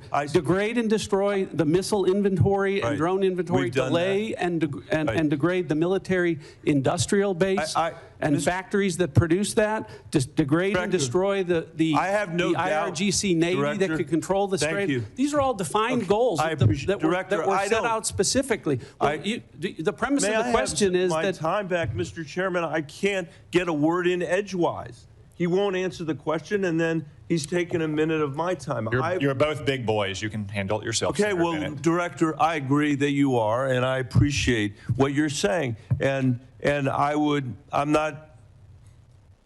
My point is not what your characterization of the war is. My point is what the characterization, the Commander-in-Chief. I'm not asking you anymore, Mr. Director. I'm sorry, because I'm out of time because of how you use the time. The complete lack of clarity should matter to everybody. President Trump, most of all, he is the person that got elected on the criticism that we had fought 2 wars in the Middle East that had lasted for 20 years. And now we're hearing the testimony is to get their ballistic missiles, to not even get to the nuclear stuff, we're going to have to be in a perpetual war with Iran. And I don't think that's where the American people are on this. This is a serious threat. This is a serious threat to us and to Israel. The question is how to handle it. And President Trump said, we are not the policemen of the world. He ran on that. And now he's turned us into the world's policeman, into its jury, into its judge, into its executioner. And just because we have the most advanced military in the world, it doesn't mean that we should be in a perpetual war all around the world. Thank you, Mr. Chairman. Senator Rounds. Thank you, Mr. Chairman. I'd like to maybe follow up a little bit this same line of questioning, but I want to do it in a little bit different manner.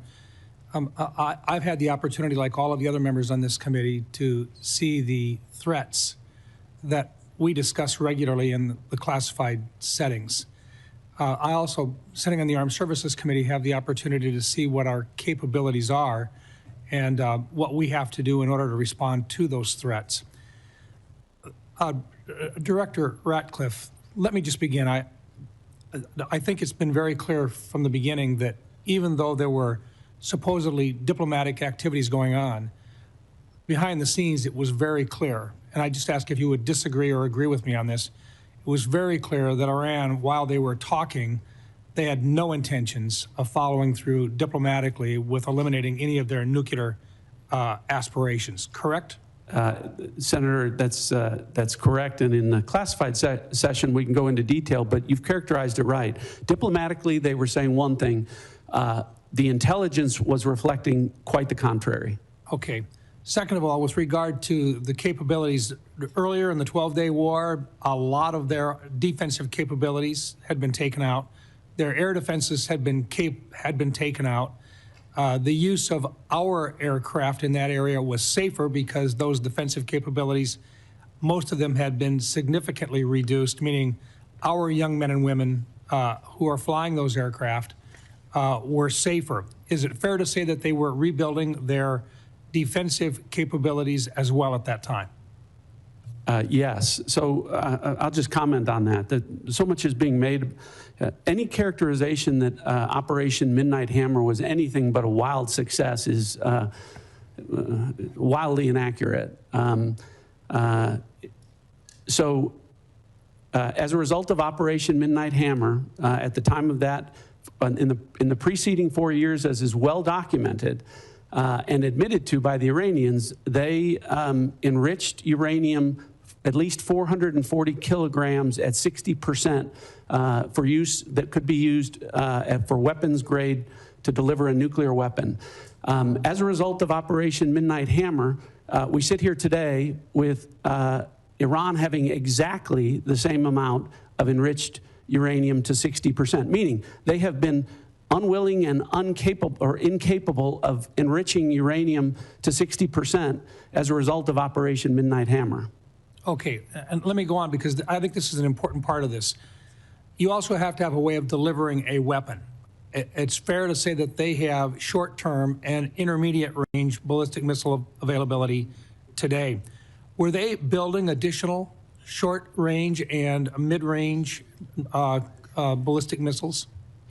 Yes. Were they continuing to develop them? Continuing to develop them, and at rates that were alarming. And what about our ability to respond to those? We have very good defensive capabilities, but it takes time for us to build our defensive capabilities.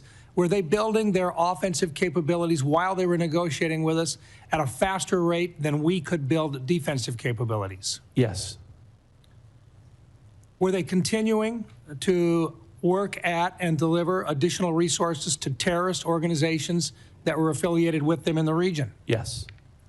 So in other words, while they were supposedly diplomatically working with us during that entire time, they were continuing with regard to their nuclear intentions. They were building additional missile systems to deliver or conventional weapon systems to threaten their neighbors. Their defensive capabilities were going to be increased, making our young men and women at risk when at some point in the future we would have to basically go in and clean the mess up.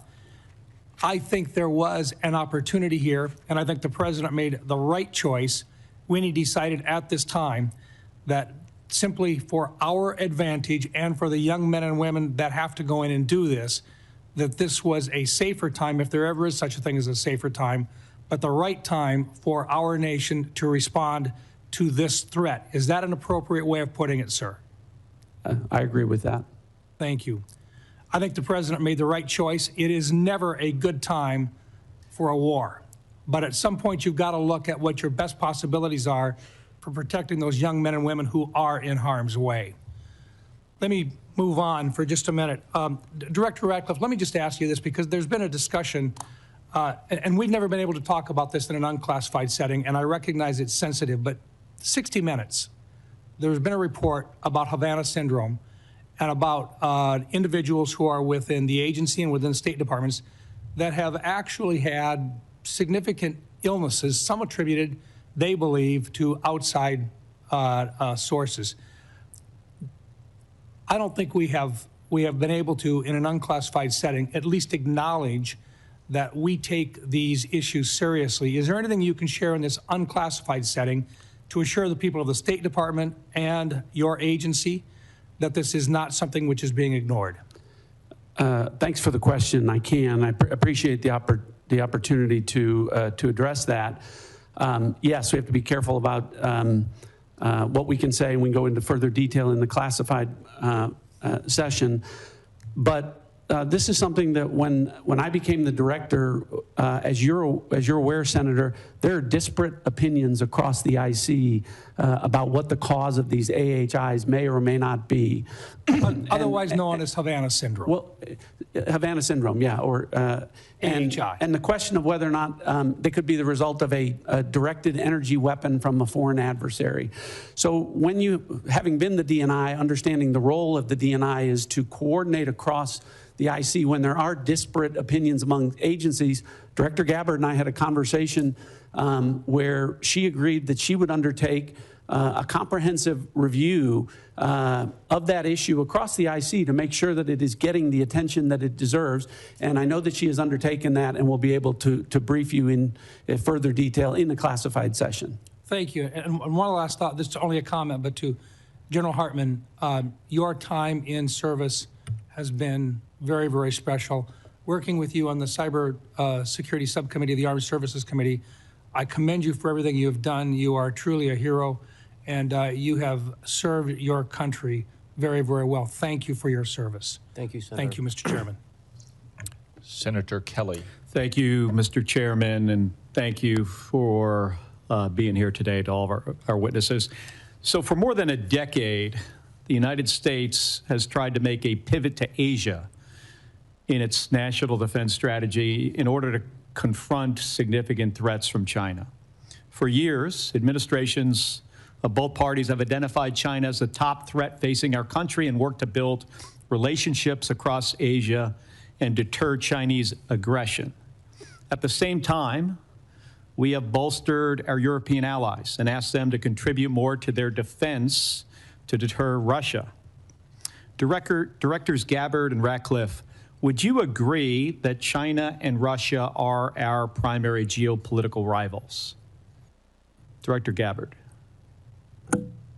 Yes, they are our primary strategic competitors. Thank you. Director Ratcliffe? I would agree with that, although I don't think they're equal in terms of the threats that they pose. Thank you. So that brings us to the war with Iran. So this has created one of the largest ever supply shocks to the global oil supply, which has sent gas prices skyrocketing for Americans. But not everybody is losing. Directors Gabbard and Ratcliffe, is it accurate that Russia has gained billions of dollars in additional oil revenue due to price spikes as a result of the war and loosened sanctions? Director Gabbard. That is what has been reported. I'd defer to the Director of Secretary of Treasury and Energy on that front for details. Director Ratcliffe.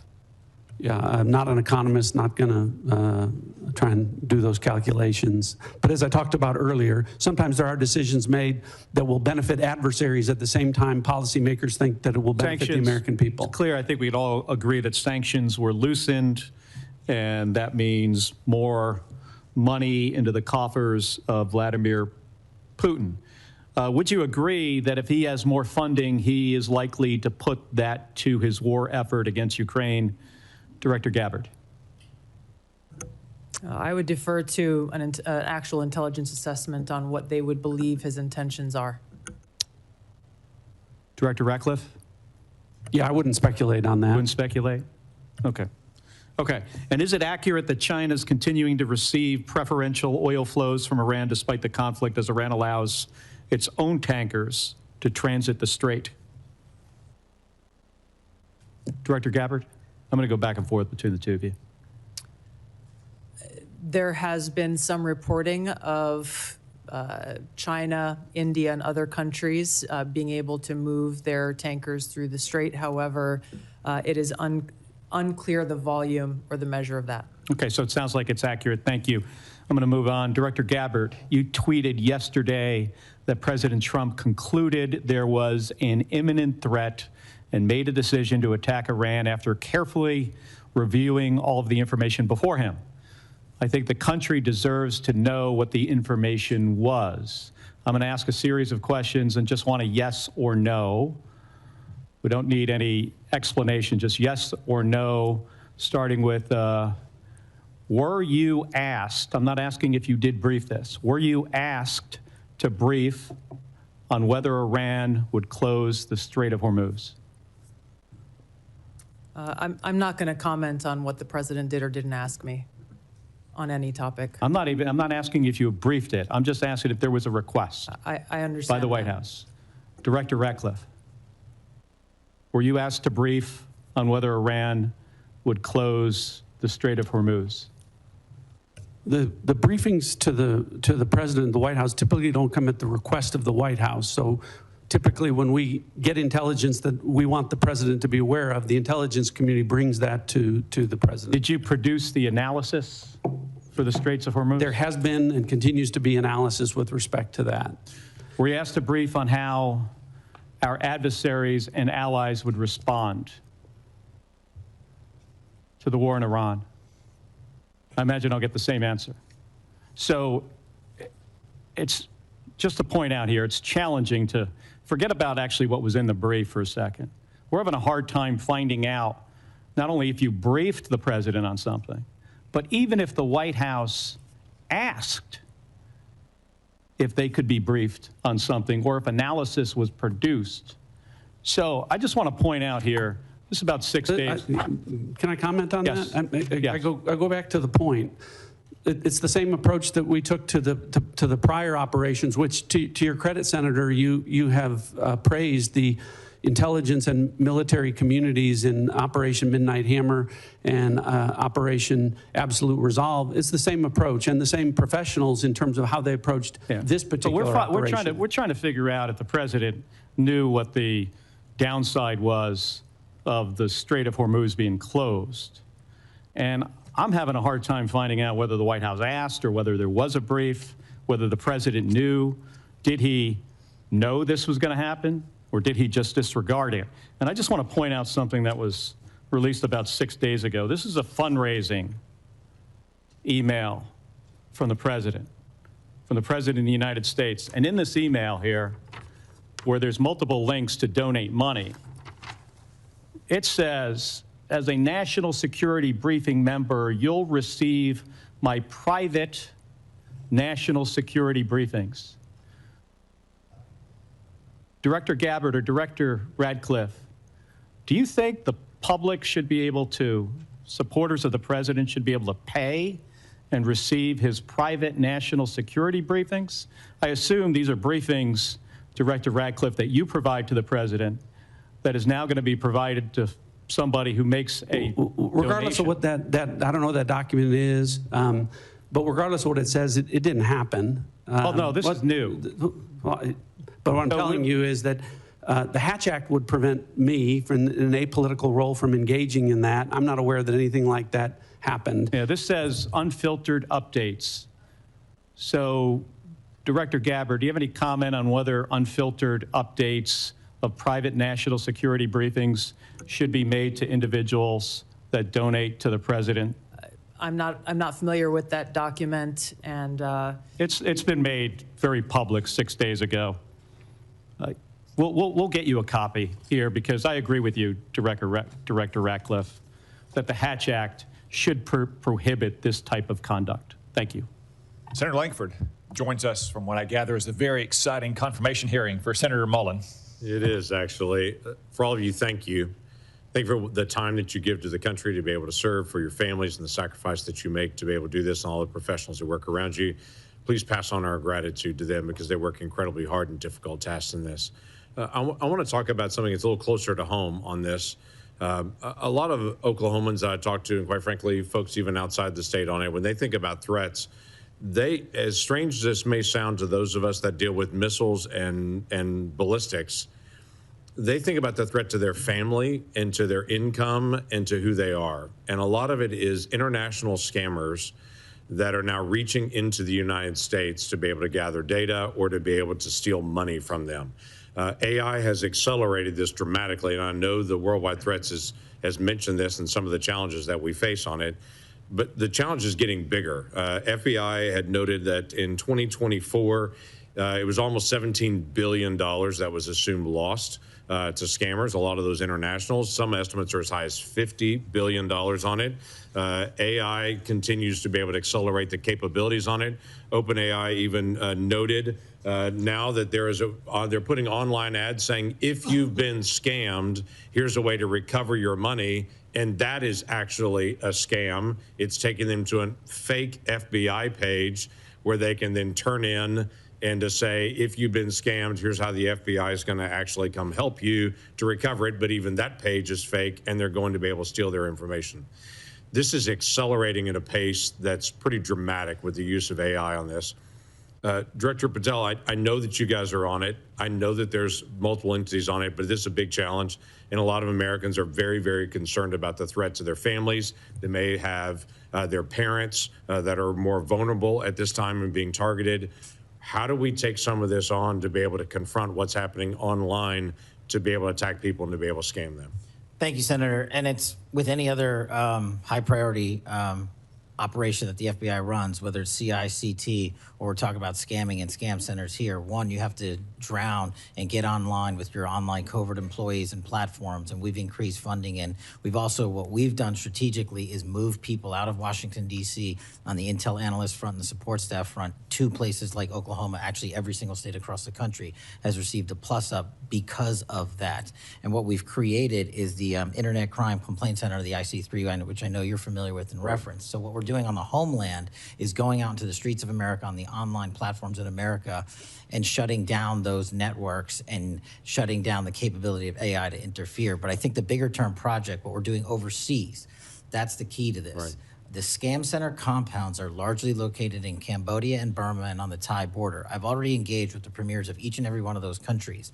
We've done so to switch off access to the internet with those governments to make sure that those compounds, they're literal compounds that are being built, and we can get into that in the classified center, that are fleecing Americans and senior citizens all the way from Southeast Asia because they are backed by the CCP to build those compounds because they know it's going to hurt everyday Americans. So us, which we have successfully already eliminated and scuttled, numerous compounds in Cambodia and Burma and Thailand, is the big picture, the big part of the lift overseas. What we're going to do is go into those countries and shut down every single scam center compound. Which is very helpful, and every American is thinking about this and talking about it. Director Patel, I'm going to stay with you. The counter-narcotics work has been phenomenal in the past year and a half. The amount of methamphetamine and fentanyl that have been seized coming across our border has been dramatic, and that has a real effect to what's actually coming at families in my state on it. What I'm interested in is, how are you partnering with local law enforcement to continue to accelerate this process? What does that look like for FBI? Absolutely, Senator. The counter-narcotic mission can't be complete without state and local law enforcement. So we are embedding more task force officers across the country on the specific counter-narcotics mission. We've also stood up with our interagency partners in Tucson, Arizona, the Southern Border Intelligence Center, specifically on the counter-narcotic mission, so that we can utilize the Department of War and interagency capabilities on the law enforcement front. That's why we seized enough fentanyl in 2025 to kill 178 million Americans. That's a 31% increase year over year. And here's a statistic that everybody should be proud of. Opioid overdose deaths from last year dropped 20 points. 20 points from across the country. And in Oklahoma specifically, Senator, we seized enough kilograms of cocaine to include a 232% increase in the state of Oklahoma alone, and enough fentanyl to kill 500,000 Oklahomans. We can't do that unless we have great police partnerships, which has been a priority of mine, which is why I've embedded police officers here at headquarters from around the country to make sure we have that connectivity. And I've shortened the task force officer onboarding pipeline from 1 to 2 years to 90 days. We need them. Yeah, we do. Director Ratcliffe, the annual threat assessment highlights this year the Muslim Brotherhood in particular, and calls out some of their financial material support on this. That may be surprising to some folks here, but it's not surprising to folks all across the Middle East in the threat that the Muslim Brotherhood continues to pose to so many governments and entities across the world on that. How is the Muslim Brotherhood financing itself and its acts of terrorism? And is there something that we need to do here to be able to make sure that we're protecting Americans in the threat? Senator, I think with regard to the Muslim Brotherhood abroad, we view that just as we do other proxies across the Middle East, the Houthis and other groups. And I can relate to you that the CIA is very focused on the counterterrorism front. You weren't here before. Right. I said in the classified portion I would get into the CIA's success with regard to groups like the Muslim Brotherhood in a classified setting where I can share with you the impact that we're having. But and across the board with regard to terrorist groups and our counterterrorism activities, I can publicly characterize it as saying we've accomplished more in the last year than in the 4 years of the prior administration combined.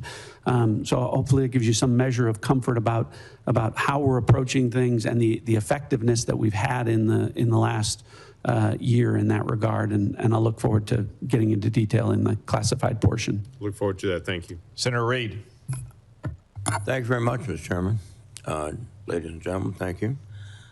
The Washington Post reported earlier this week, in their words, the U.S. intelligence assessments say Iran's regime likely to remain in place for now, weakened but more hardline, with the powerful Islamic Revolutionary Guard Corps security forces exerting greater control. Director Gabbard, do you stand by that reported intelligence community assessment? I don't stand by any leaked so-called intelligence to the media. I do stand by the intelligence community's assessment that was included in the annual threat assessment that speaks directly to this issue that as of this moment, the regime maintains power within Iran, even though they are vastly degraded on almost every front. Do you think that the killing of the Ayatollah and his wife and other family members and key people contributed to the picking of a hardline successor? Senator, the intelligence community's assessment has pointed to a number of different scenarios that went into play with the selection of the successor. The details of that we can discuss in a closed hearing with regard to the intelligence reporting. Is the regime in Iran now trying to promote the deceased Ayatollah as a martyr who should be followed, and does that help them consolidate support? Senator, the Iranians are certainly using that as a call to action. The effects of that from an intelligence standpoint remain to be seen. There is a tradition in Shia, though, to honor martyrs. One of their greatest celebrations is the martyrdom of the grandson of Muhammad. Is that correct? That's right. So we might have played into their cultural biases erroneously. General Adams, what conditions do you assess would need to be present to make the regime collapse or necessitate, excuse my voice, unconditional surrender? And can it be done with air power alone? Senator, we have at the Defense Intelligence Agency put together a number of scenarios coordinated across the IC with regards to what we would forecast the future would be. One of the There are 4 specific goals that we've been told to track and analyze with regards to the goals of the U.S. Effort. They've been articulated earlier in the hearing, so I won't hammer on those. But with regards to the collapse of the regime, specific perpetuation, like what would precipitate that, we would like to, I would prefer to talk about that in the classified hearing. Well, I understand, but there's a very basic question here. Will air power alone be able to destroy this regime, given the culture, the politics, the temperament of these people? The Iraq-Iran war lasted for 8 years with 1 million casualties. Do you think air power alone will do it? Senator, the capabilities that our joint force brings to bear can accomplish many missions. To forecast exactly what can and can't accomplish this goal, I prefer not to guess or prognosticate on that. Well, I'll recognize your professional position. U.S. Special Envoy Steve Witkoff recently stated that Russian leaders told Trump on a call that they were not sharing intelligence with Iran. Witkoff said, quote, "We can take them at their word." Director Gabbard and Ratcliffe, do you take President Putin at his word? I'll go ahead and answer. No, I don't take Vladimir Putin at his word. Are they providing intelligence to the Iranians? Well, we talked about this before. Yes, sir. In the classified session, what we can go into is that the Iranians are requesting intelligence assistance from Russia, from China, and from other adversaries of the United States, and whether or not those countries are is something we can talk about in the classified portion. But you've made an assessment. You've analyzed traffic communications, and you can... I know the answer and happy to discuss that with you in the classified portion. Yes, sir, go ahead. Go ahead. Thank you. One of the aspects of this is the collateral effects, particularly in Russia and Ukraine. We were just talking about Russia probably or possibly providing intelligence, maybe interfering or inflicting casualties on our forces.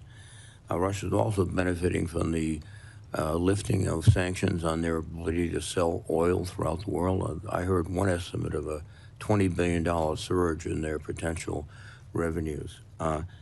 Ukraine, on the other hand, is facing perhaps a disrupted supply chain of missiles and other equipment because they're being devoted to this operation. So, General Adams, can you just give me your impression of the effect of the battle on Russia and Ukraine at the moment, of this battle? Well, from our collections, the effect of the epic fury on the Russian-Ukrainian battle has been indirect, not direct. We do track very carefully what benefits or, as you alluded to, the collateral effects of what we're doing and how it impacts. There is a lot of, from both the Russians and the Chinese, observations of what we're doing and figuring out what they can learn from that. So I think that's a collateral effect as we expose what the joint force displays on the battlefield.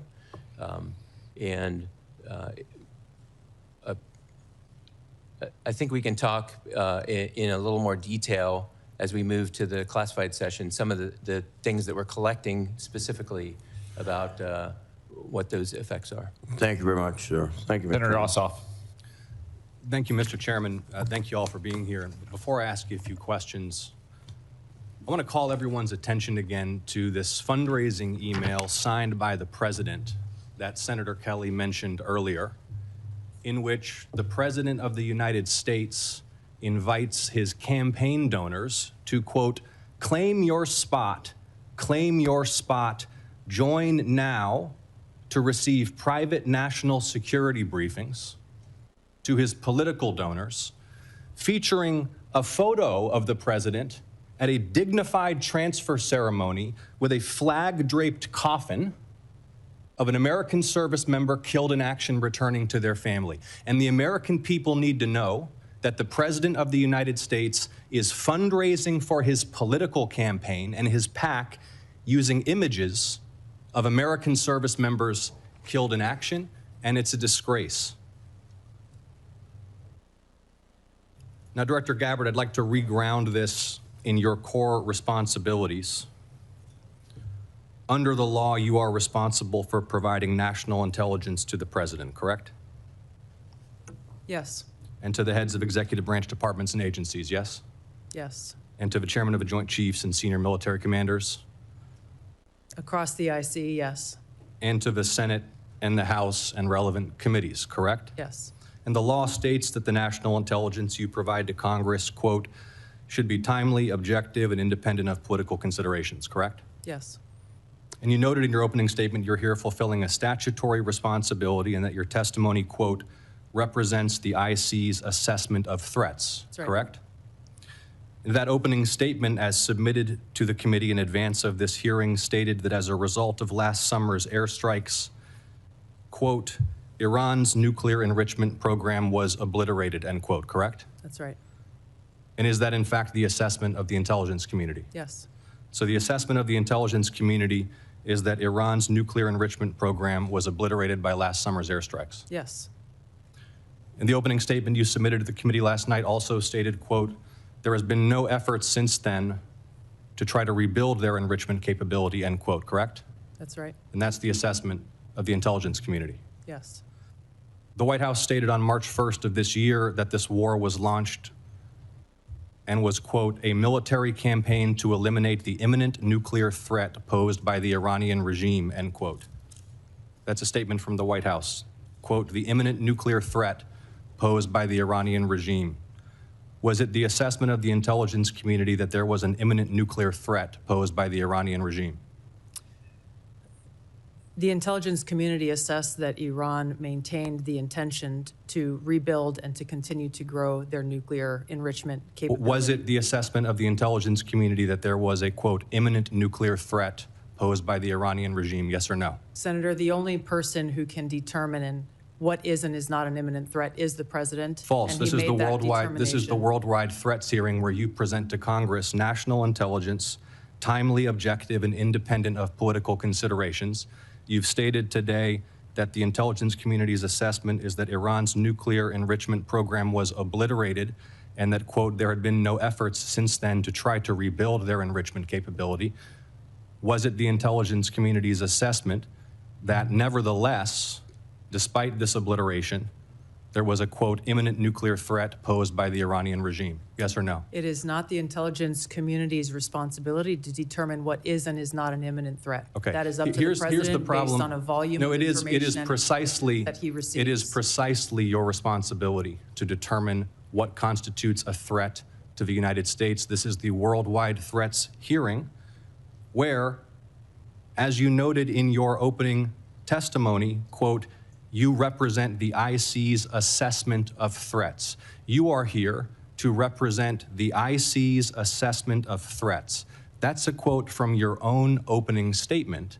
And so my question is, as you're here to present the IC's assessment of threats, was it the assessment of the intelligence community that, as the White House claimed on March 1st, there was a, quote, imminent nuclear threat posed by the Iranian regime? Yes or no? Once again, Senator, the intelligence community has provided the inputs that make up this annual threat assessment. You won't answer the question. It is the nature of the imminent threat that the president has to make that determination based on a collection and volume You're here of to be information and timely. intelligence that he is provided with. You're here to be timely, objective, and independent of political considerations. Exactly what I'm doing.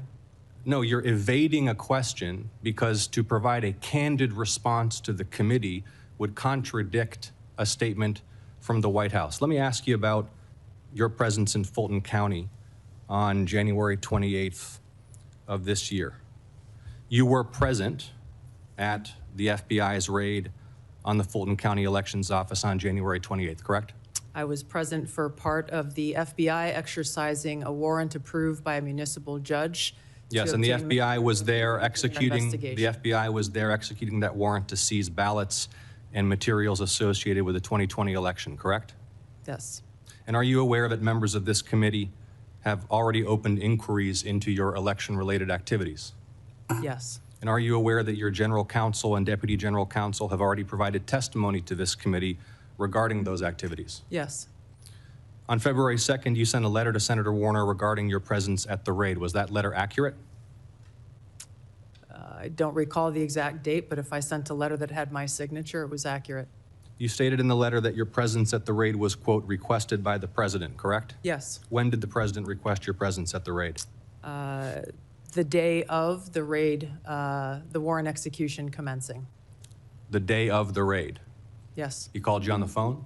I'm not going to disclose how the message was delivered, but it was a request from the president's administration to go and help oversee this warrant being executed along with the deputy director of the FBI. Is it your role to oversee? And to thank the FBI agents who were conducting Is it this your warrant. role to oversee the execution of criminal warrants? It is my role, based on statute that Congress has passed, to have oversight over election security, to include counterintelligence. But you said you oversaw the raid, correct? You just testified you oversaw the raid? Portions of it. Okay. Did you handle any ballots or election-related materials? No. You were inside an FBI evidence truck, correct? You were photographed inside an FBI evidence truck. It was an empty truck, yes. The president stated, quote, you looked at Senator's time has votes that expired. wanted to be checked out. The Is that senator's accurate? time is expired. Did you look at votes as the president Senator stated? Ossoff, your time has expired. You respond can for the have record? her. No, she cannot respond No, because for the record, will the director please respond for the record to that question is my I'm happy question. to respond to questions for the record. Thank you, Director Gabbard. Thank you. Vice Chairman? I just want to, not going to go back to this issue. I'm sure we'll address in the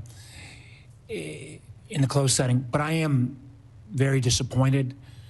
This is the only one time a year the public gets to hear from you guys in this kind of setting. And the fact that we have repeated public reporting, including a major story in the Wall Street Journal today about China and Russia assisting Iran, which seems obvious and evident, and none of you would confirm that publicly, I think doesn't give the American people the full challenges of this war. I would add what I said earlier, that the media is not a classification authority, but certainly sounds like something Russia and China would do, and that have done for decades in the past to Americans. To wrap up a little business here before we adjourn the open session, we will reconvene in 30 minutes in our usual location for the closed session. That's at 12:56 promptly.